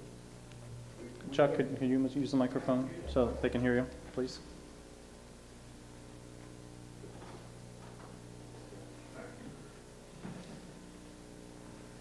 That's money that's used for programs and is totally offset by revenue. We bring in about $140,000 a year in revenue.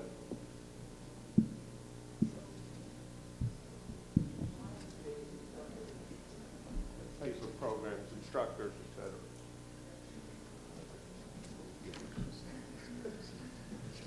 Did that answer your question, or?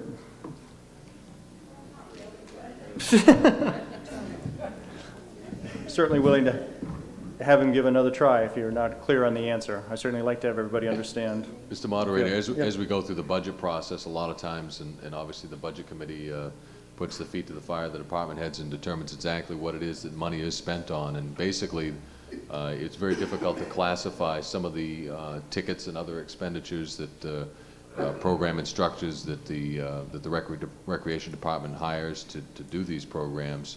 And as Chuck said, the offsetting revenue each year is getting bigger and better. Was 140, did you say 140,000 this year, Chuck? Yes, $140,000. $140,000 in revenue. So the difficult part is, and I remember you raising the point before, when you call it unclassified, it's difficult to determine exactly what that is. It sort of sounds like it's just in there for use for anything, and that is clearly not the purpose. Yeah, I would suggest that we do change some words on that. The account has actually been changed to program activities. Chuck, you want to use the microphone, please? I don't know why it's reported as unclassified, but it's a program activities account, and it's totally offset by revenue. If I don't collect the revenue, I don't spend it. So it was $50,000 this year. We only spent $42,700 or whatever it was, and we only collected $42,700. So we didn't spend more than that account. Fully offset by revenue. Actually, by expenses. To provide, to pay instructors, bus trips, et cetera, it's totally paid by revenue. No tax dollars involved. There may be one, do you mean it's offset by expenses? Not revenue? She's asking about money that's in the account, and you're saying it's offset by revenue. You don't mean that, you mean expenses, don't you? Expenses Not to put words in your mouth. offset by revenue. Okay.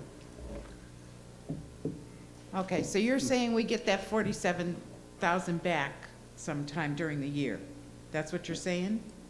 That account, all the money that's spent in that account to run program activities comes from fees and charges, and is totally offset by revenue to pay those expenses. Okay. So it's, Okay. but so it's not really an expense? Chuck, would you, Chuck, would you come up to the mic? You have to anticipate the appropriation under the Municipal Budget Act. So we have to anticipate that we're going to collect that revenue. And we don't spend the revenue unless we, don't spend the money unless we collect the revenue. Okay.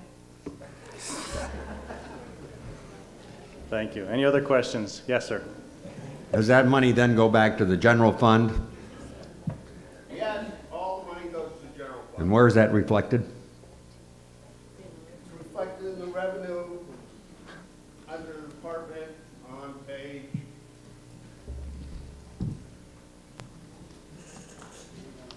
81.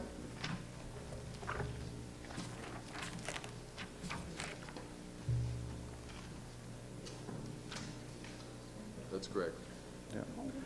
The answer was the revenue is reflected on page 81 under the Recreation Department program. Any other questions on this article? This is Article 23. No one else wishes to speak, we can take a vote. The article is raise $7,200 for Parks and Recreation Replacement Capital Reserve Funds. All those in favor of the article, please signify by saying aye. Aye. All those opposed, no. The ayes have it, and I declare it a vote in the affirmative. The next article is Article number 24, to see if the town will vote to change the name of the existing road construction I-2 Zone Capital Reserve Fund to the Road Construction I-2 Zone and Business Development District Capital Reserve Fund to reflect the recent rezoning. And is there a motion to adopt this article? And a second? Motion made and seconded, and Attorney, why am I doing this? Selectman Leon Kennison will speak to us. Well, I would take that as a promotion, Peter. I'm too tired, I guess. A year ago, we made some changes in the commercial and industrial zoning area, and we split it up essentially, and to best serve our needs to address the commercial industrial zone that we have, we really need this word change, and if I need some help, Bill's going to give it to us. Bill?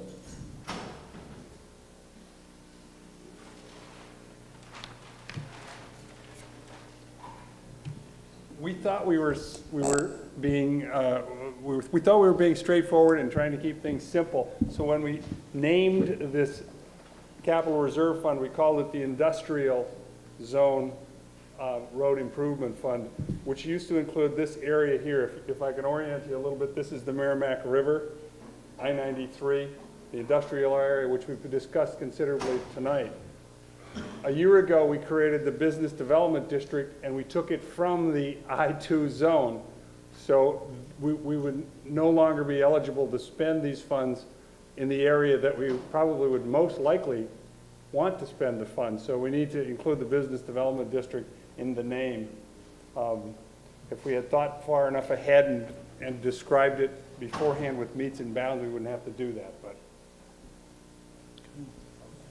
Does anybody? It's housekeeping. That's right. I remember this being discussed last year at town meeting, and we acknowledged that we knew we were going to have to come back next year, or this year, and do this. Does anybody have any comments or questions on this particular article? And the warrant tells me this requires a 2/3 vote. I suspect that's because we're changing the stated purpose of a capital reserve fund. So, does anybody wish to be heard? If not, we'll take a vote. All those in favor of Article 24, please signify by saying aye. Aye. All those opposed, no. The ayes have it. Thank you for not making me try to figure out 2/3, 1/3 on a voice vote. Yeah, just a second, let me see. Yes, sir. Somebody have a question to raise a point of order? I'd like to make a motion that items 25 through 30 be voted on as one and put into the bottom line of the total budget. Okay. Okay, the motion has been made to address Articles 25 through, how far did you go? Through 30. Through 30 as a single unit with the, do we need the tail part of his motion about going to the budget, or that just automatically happens by adopting the articles, right? Because it goes to the general fund? Oh, and reduce the budget. Mr. Moderator? Okay, I just want to make sure I understand. Okay, just a minute. I want to make sure that I understand what the motion is in sort of the context of the motion, and I think we need to break this up in a couple pieces. One part of the motion would basically be to break from our established policy of taking the articles one by one. So we've got that part of it is basically overriding our rule to take the articles, I think, as a unit. We still have a discussion, but we'll take the articles as a unit. And I think the second part would be to amend each of the articles to provide that the funds, instead of going to the general fund, reduce the bottom line of the budget. Is that what I'm understanding? Okay. So think quick here.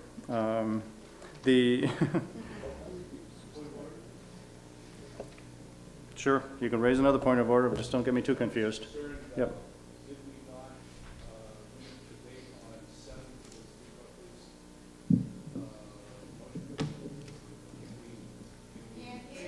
Yeah, that's right. Yeah, the question that's being raised in a point of order is that we did vote to restrict reconsideration of articles, the early articles of the warrant, including the budget. And the question is, will the amendments to these articles, which would provide that these funds reduce the budget, be contrary to that vote to restrict reconsideration? And I'm going to take the chicken's way out on this one and turn to town council and ask him to help me. I'm going to take the chicken's way out and ask somebody on the budget committee, what difference does it make whether it goes to the general fund or reduces the operating budget?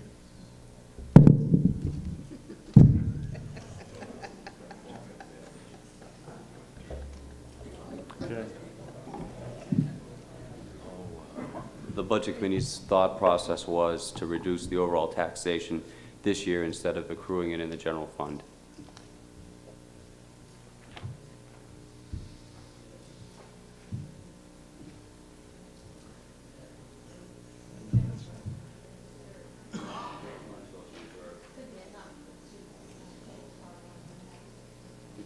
The idea in this was to speed things up, was it not?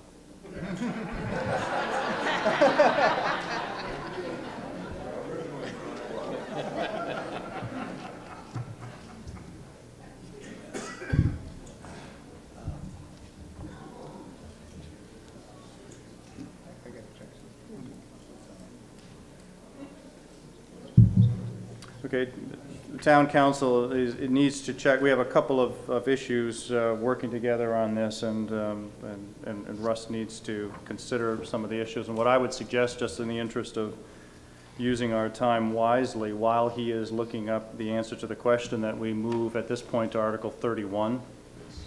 Oh, you've got the answer already? Gosh, he's fast. Well, no, I've got a question. Okay.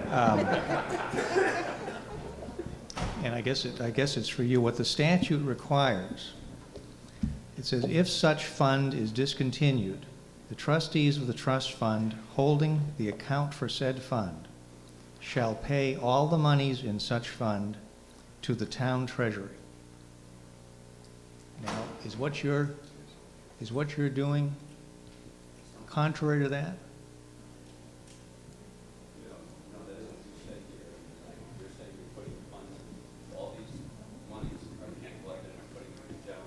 Right, but is the general fund the town treasury? Well, then the wording has to stay as it is, to be consistent with the statute about discontinuing funds. Well, that's the question that I'm trying to find out, because I'm not clear on the internal mechanics of that. But what the statute requires is if the fund is discontinued by your vote tonight, that the trustee of the trust fund pays the money into the town treasury.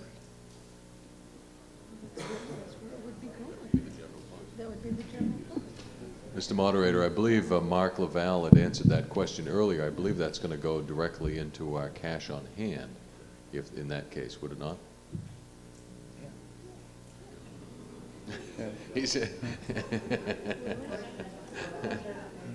he just ran out the back door. That's right. Yeah, I would tend to think, I mean, again, I don't want to be the moderator. I don't want it to make it seem like I'm taking sides, but, you know, to spend money, you have to appropriate it. If you appropriate it, you have to raise the money by taxation. By discontinuing these funds and simply dumping it in your general fund, it will not offset all the money that you still have to, that you've appropriated by the other articles. So, I think that's the question that's being raised. So in effect, it will go into the town's bank account as opposed to reducing the budget. But I think we do have an issue with the budget, as we have restricted consideration on the budget. We probably cannot deal with that tonight. We'd have to come back and reduce the budget figure if that's the intent to do that. Okay. All right. Okay. I'm not sure you ever had a second. So, oh yeah. You did. Okay. Do you, now that the budget committee understands what would happen, they realize that we probably can't do that tonight, and the person who made the motion would like to withdraw the motion. Typically, what somebody like me has to do then is find out who made the second and ask if you agree to withdraw it as well. Great. Thank you very much. But I do think we still have the point, the first part of it, and that is the request to deal with all of these articles 25, 6, 7, 8, 9, and 30 as a unit. And okay, all right. And being a point of order, we typically don't have lots of discussion of that. All in favor of dealing with the articles as a unit, please signify by saying aye. Aye. Opposed, no. Okay, it's a vote in the affirmative to deal with the articles as a unit. Now, yes? Am I about to be told that I can't do that either?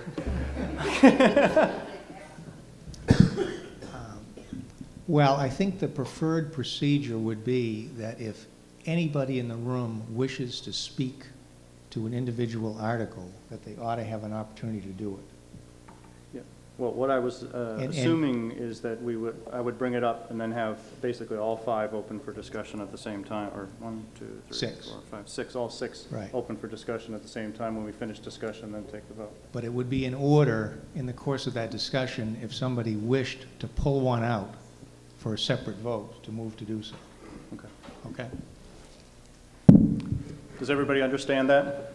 What we plan to do is give you an opportunity to speak to all of the articles as a unit, and during that portion of the discussion, if you wish to have a particular article pulled out and voted on separately, make the appropriate motion, and that is certainly your right.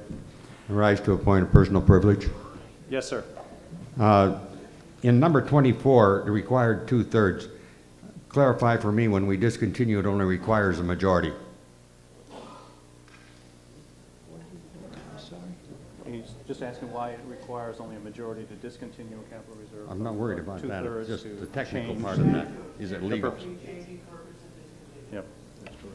So when Well, you that's a decision the legislature made centuries ago, Ray. That's all On I can tell you. 2/3. To change the Understood. purpose requires a 2/3 vote. To discontinue it requires a majority. Okay, that is the statute. That was my clarification. Thank you. Great, thank you. Let's see now. Did we vote on the point of order? We did, didn't we? Yes, okay. All right. Now, I think what I need to do at this point in time, I think that we vote on the point of order. That's to address everything as a group. What I think would be appropriate now is to entertain a motion to adopt Articles 25, 26, 27, 28, 29, and 30. And a second? And a second? No, we didn't. Okay. And at this point in time, then, well, you all have, which one of the selectmen will take, wants to speak on this generally, or on the 5 articles? I guess I'll Sorry. It's basically what we're done here, and we probably should have done this many years ago. We're cleaning up some of the old funds that were established, as you can see in the dates in the articles, many years ago. It's a house cleaning measure only. Does anybody wish to be heard on any of these articles? As a group, individually? Hearing none. The motion before us is a motion to adopt Articles 25, 26, 27, 28, and 29, and 30. If there's no further discussion, we'll take a vote. All those in favor, please signify by saying aye. Aye. All those opposed, no. The ayes have it. So vote in the affirmative. That's one way to get further down there, closer to 11 o'clock. We might make it after all. Thank you very much. The next article, actually, I gotta write this down or I get lost.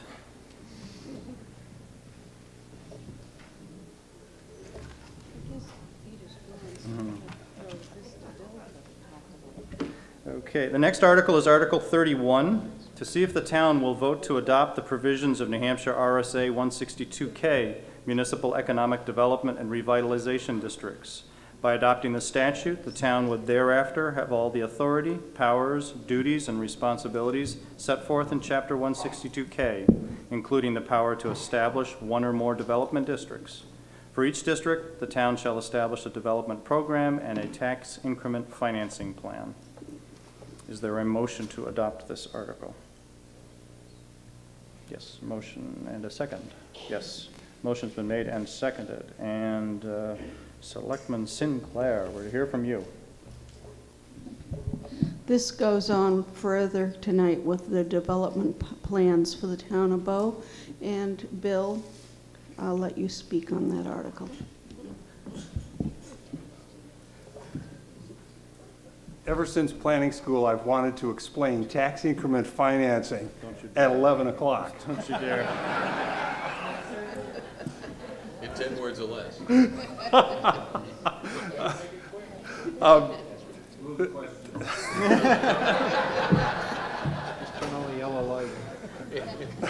Tax increment financing would allow the town to establish a district where we could do part of our sewer and water bond issue, tie it to a specific area, and then as they develop the land, both the land and the buildings that are constructed on there, the portion of the value that increases due to the improvements, the taxes paid on that portion would go directly to pay off the bond, the specific improvement.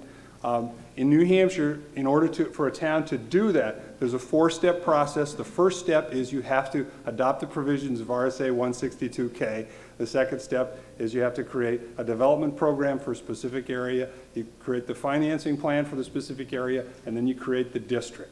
So this is the first step, authorizing the town to create these districts and to use this type of financing if it deems that in the public interest. More than 10 words. Does anybody wish to be heard on this article? Does anybody understand what he just said?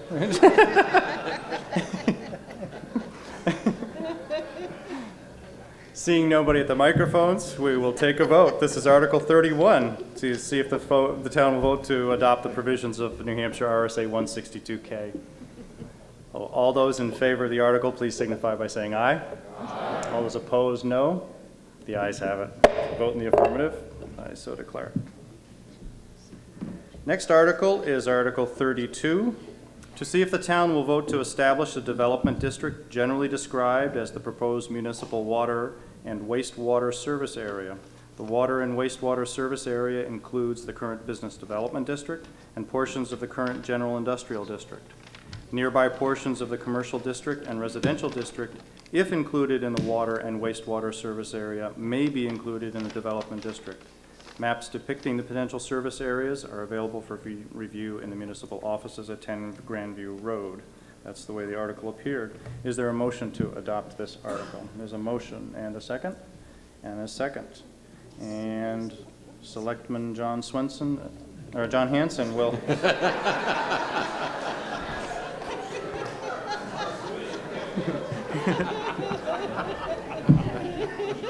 Yeah.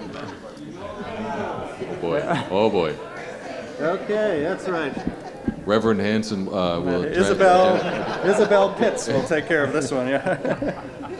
According to my notes, Mr. Moderator, this article was intended to adopt the TIF district boundaries in support of the development plan. At this time, the BBDC is not prepared to recommend the specific TIF boundaries.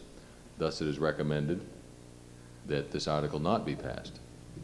It is recommended that Article 31 be passed to enable future TIF districts, and we did that.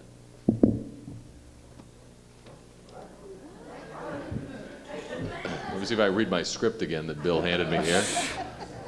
It is recommended that Article 31 be passed, and we've done that. It is recommended that this article not be passed or voted on at this time. Yes? Oh, really? The TIF boundaries. What we have run into since we suggested this be on our agenda tonight is we've discovered that it has limitations in both the size and the value that can be essentially enrolled at one time. And we're not prepared at this point until we get those major developments identified in the particular parcels of land to actually describe this. Given this is a non-economic unit not requiring appropriation, we could come back when this occasion occurs and petition for, or actually establish a town meeting to ask your approval specifically of that action at that point. We're not prepared tonight to identify specifically the area. This is way too large an area. Bill, we can only have, can you remember the statistics on it? 3% of the land area and 10% of the assessed valuation. And that's over the total town. So you can see that we can have something in the order of 300 acres at most in this area, and that total area is much more than 300 acres. So we've got to be much more specific with our particular district before we can enroll it statutorily. Okay. Does, yeah. Essentially, Peter, I don't know the mechanics, but we either pass on it or we vote it down. Okay. If I'm hearing your comments, the selectmen are recommending that this article be defeated. Does anybody wish to be heard on this article? Hearing none, we'll take a vote on it. This is Article 32, to see if the town will vote to establish a development district. We'll take a vote. All those in favor, please signify by saying aye. All those opposed, no. No. The nays have it. The article is defeated.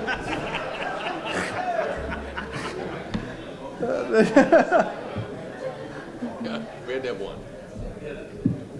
God, I wasn't sure I could say that tonight. Here we go. That's great. The next article that we have actually brings up a question, and I think this is probably the best time for me to mention it to the meeting. Chuck Christie caught me yesterday at the polls and said, you know, I'm really embarrassed. The Recreation Department report in the town report is actually last year's report, which says it's, you know, people are trying to raise money for a playground and they hope they can raise it, and it'd be great if something could happen. And in fact, he wanted me to convey the content that should have been in the report, and I think this is an appropriate time to say it, where he mentions in a report that he has here, we would be remiss not to mention the Sergeants Park Playground Committee under the volunteer direction of Colleen Hunter and Cindy Greenwood Young. Through their committee efforts, they were able to raise over $45,000 to purchase equipment to build a large, modern, ADA-approved playground at Sergeants Park behind the town hall. Without their efforts, this magnificent new playground would not have been built in Bow. Special thanks must also go to all of the companies, clubs, and individuals who either donated funds or bodies to build the playground, with mostly volunteers. Probably everybody who showed up was all a volunteer. Anyway, Chuck wanted me to make sure that that message got out there and that this was recognized. So having said that, Article 33 to see if the town will vote to name the new playground located behind the municipal building, built by numerous volunteers and funded by the generous donations of numerous businesses and residents, the Al St. Cyr Playground in memory of our town manager from 1989 to 2001. Is there a motion to adopt this article? There's a motion and a second. And Leon, I will give you no title or anything. You're talking to us about this. Thank you. Mr. Moderator, I think you properly have identified the people primarily responsible, but also they felt as though they got a great deal of support from Al St. Cyr, and particularly wished for this action to happen, and recognize his encouragement to them over the period of time, and that they did fundraising. I recall last year they were outside as we were in here and at the school meeting and selling various items, T-shirts and whatnot, to raise by small increments the thousands of dollars that were required to make this. And as you may know, this year's town report is dedicated to Al, and John's message on behalf of the board on page 45, he also recognizes Al's effort on behalf of the town, and so we'd like to see this as also another tribute. Does anybody wish to be heard on this article? I don't see anybody approaching the microphone, so we'll take a vote. All those in favor of the article, as it's Article 33, relative to naming the new playground. All those in favor, please signify by saying aye. Aye. All those opposed, no. The ayes have it. So vote in the affirmative, and I so declare it. My watch tells me it is 11 o'clock. It is up to you folks. You willing to finish up what we've got left on the agenda? I won't even take a formal vote. I figured that's what would be the answer. Okay, the next article is Article 34, to see if the town will vote to accept the new gazebo designed, built, and funded by the joint efforts of the Bow Community Men's Club and the Bow Rotary Club, with the generous donations from businesses and residents throughout the community. Before we act on this article, I should mention I'm a member of the Bow Rotary Club. If anybody feels uncomfortable with me chairing the meeting on this article, I'd be more than happy to step down and let somebody else serve as moderator in my stead. If nobody raises the issue, we'll proceed. Is there a motion in favor of the article? Motion. And a second? Okay. Motion's been made and seconded. And Isabel. Well, Peter, if you have to step down, we all three do too, because we all belong to the Rotary. This gazebo, when you come down by the community center, it looks absolutely beautiful. And it's an asset to the town. And the townspeople put so many hours of volunteering in it, both the men's club and the Rotary, and the people donated so much money for it. I would just like to have you accept this gift to the town. Does anybody wish to be heard on this article? We do have a gentleman who is approaching the microphone. Yes, sir. David Black, 21 Woodhill Road. Just a real quick question. Is this thing up to all standards, so we're not going to be held to any liability in case anybody's playing with it, gets hurt, or anything such that the town is now responsible for anything that's happening to any individual that might be using the facility? Yes, that is correct, and in anticipation of the town actually accepting it tonight, which we assumed we would, in my role as acting town manager, is fully insured and reviewed by our property liability company. Thank you. Great. Anybody else wish to be heard on this article? Article 34, relative to accepting the bandstand or gazebo. If there's no further discussion, we'll take a vote. All those in favor of the article, please signify by saying aye. Aye. All those opposed, no. Ayes have it. It's a vote in the affirmative, and I so declare it. Article 35, to see if the town will vote to discontinue and relinquish all interest of the town in that portion of Tallwood Drive consisting of the cul-de-sac at the easterly terminus of said Tallwood Drive pursuant to RSA 231:43, to be effective upon the town's acceptance of the relocated portions of Tallwood Drive as shown on a plan entitled lot line adjustment plan prepared for Tallwood Development Corporation, as approved by the Bow Planning Board, and to convey the fee interest of the town to the land under the discontinued portion of Tallwood Drive to the abutters, provided that all expenses in connection with the discontinuance are paid by the abutters. And is there a motion to adopt this article? Motion made. Is there a second? And a second.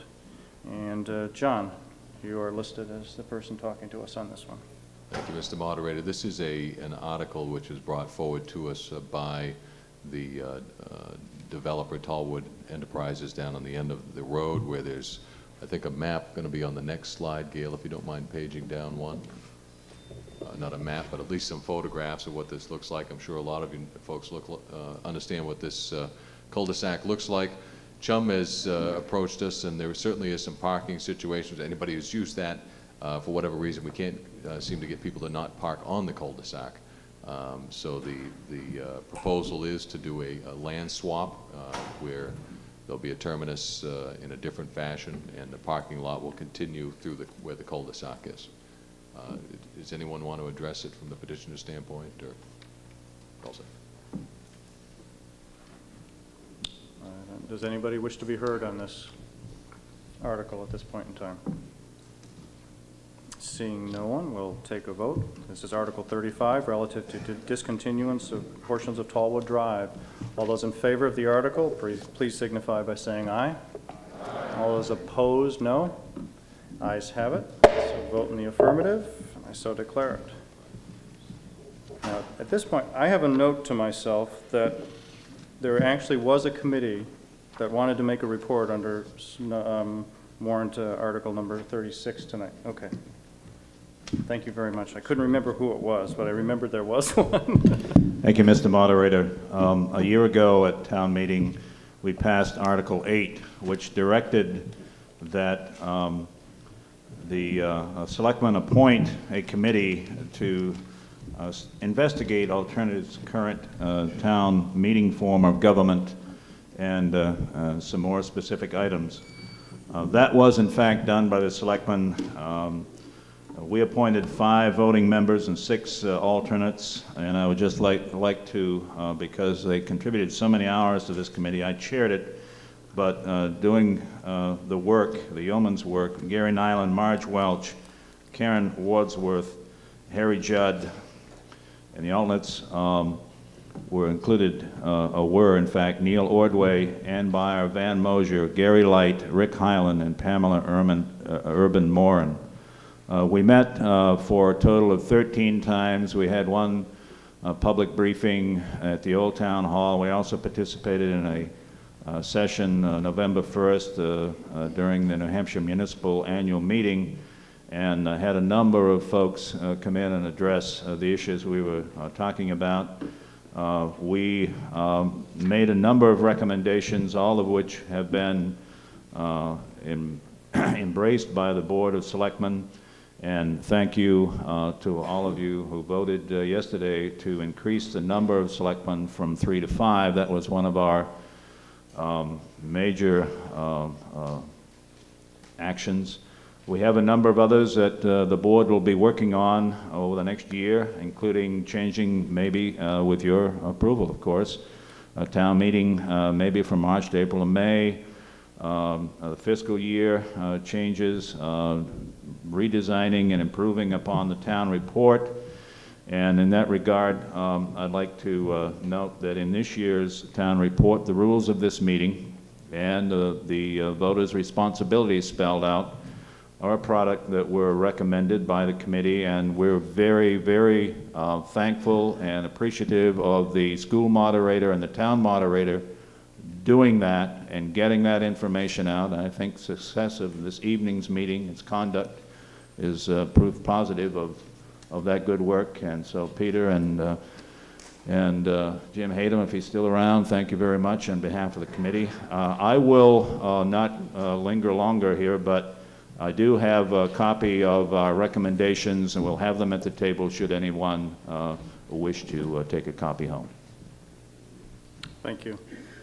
And certainly, as we wrap up the night, I want to say once again, you know, how proud you folks make me be to be a resident here in town. I think we have great town meetings. You folks conduct yourselves excellently, make my job very easy, and I appreciate that, but I think are a credit to our community, and I thank you all. Does anybody else have any other business they wish to bring before tonight's meeting? Mr. Moderator? Yes, sir. I took part in the pre-town budget hearing that we had, and there was an article in that warrant that was for a 4x4 for the police department. And I didn't see that article here tonight. Was that something that was withdrawn? Because I know there was an original cost analysis on it of around $36,000, but I'm led to believe that's been reduced quite a bit. Is there any way that that can be included in this year's budget, or have we gone by that stage at this point? Well, apropos of our conversation earlier about amending the budget, But if you amend it upwards, is that a problem? If you Well, amend it down, it isn't. Well, we've restricted the consideration, so to do that, we would have to come back on the 25th Okay. to amend the budget. Thank you. No problem. Sorry. Anybody else have any questions? Yeah. I'd be do. happy to entertain a Peter. motion to adjourn at this point in time. Peter. Oops, I'm sorry. Whoops. Yeah, Okay, I yes. just have a question since you're all here. I wanted to ask it now. If we do have increased businesses in the industrial area in 3A, is there some kind of requirements on what we have to have for fire capability? Would we actually maybe have to put a fire station down there, or is there no restrictions for that kind of thing? Does our fire chief feel like It would depend on the building or developer down there, the possibility. So if there was a manufacturing plant or something like that, or something large, like a high-volume user, we might have to consider something like that? Depending on the manufacturing type, what business they do, again, it'd be a possibility, but most likely. I think for those of you who can't hear, the answer to the question is whether or not we would need new equipment would depend on the kind of facility that is constructed and whether it could be dealt with the equipment that we have already. Part of the requirements for the new system would, of course, be fire flows. We would have hydrants, and we'd be able to provide water to fire suppression systems in the individual buildings. It's sprinkler system, excuse me. Thank you, Paul. That's what they call. Thank you. Anybody else have any other business? Now I'll entertain that motion to adjourn. Yes, second. All those in favor, please vote with your feet. Okay. Thank you very much.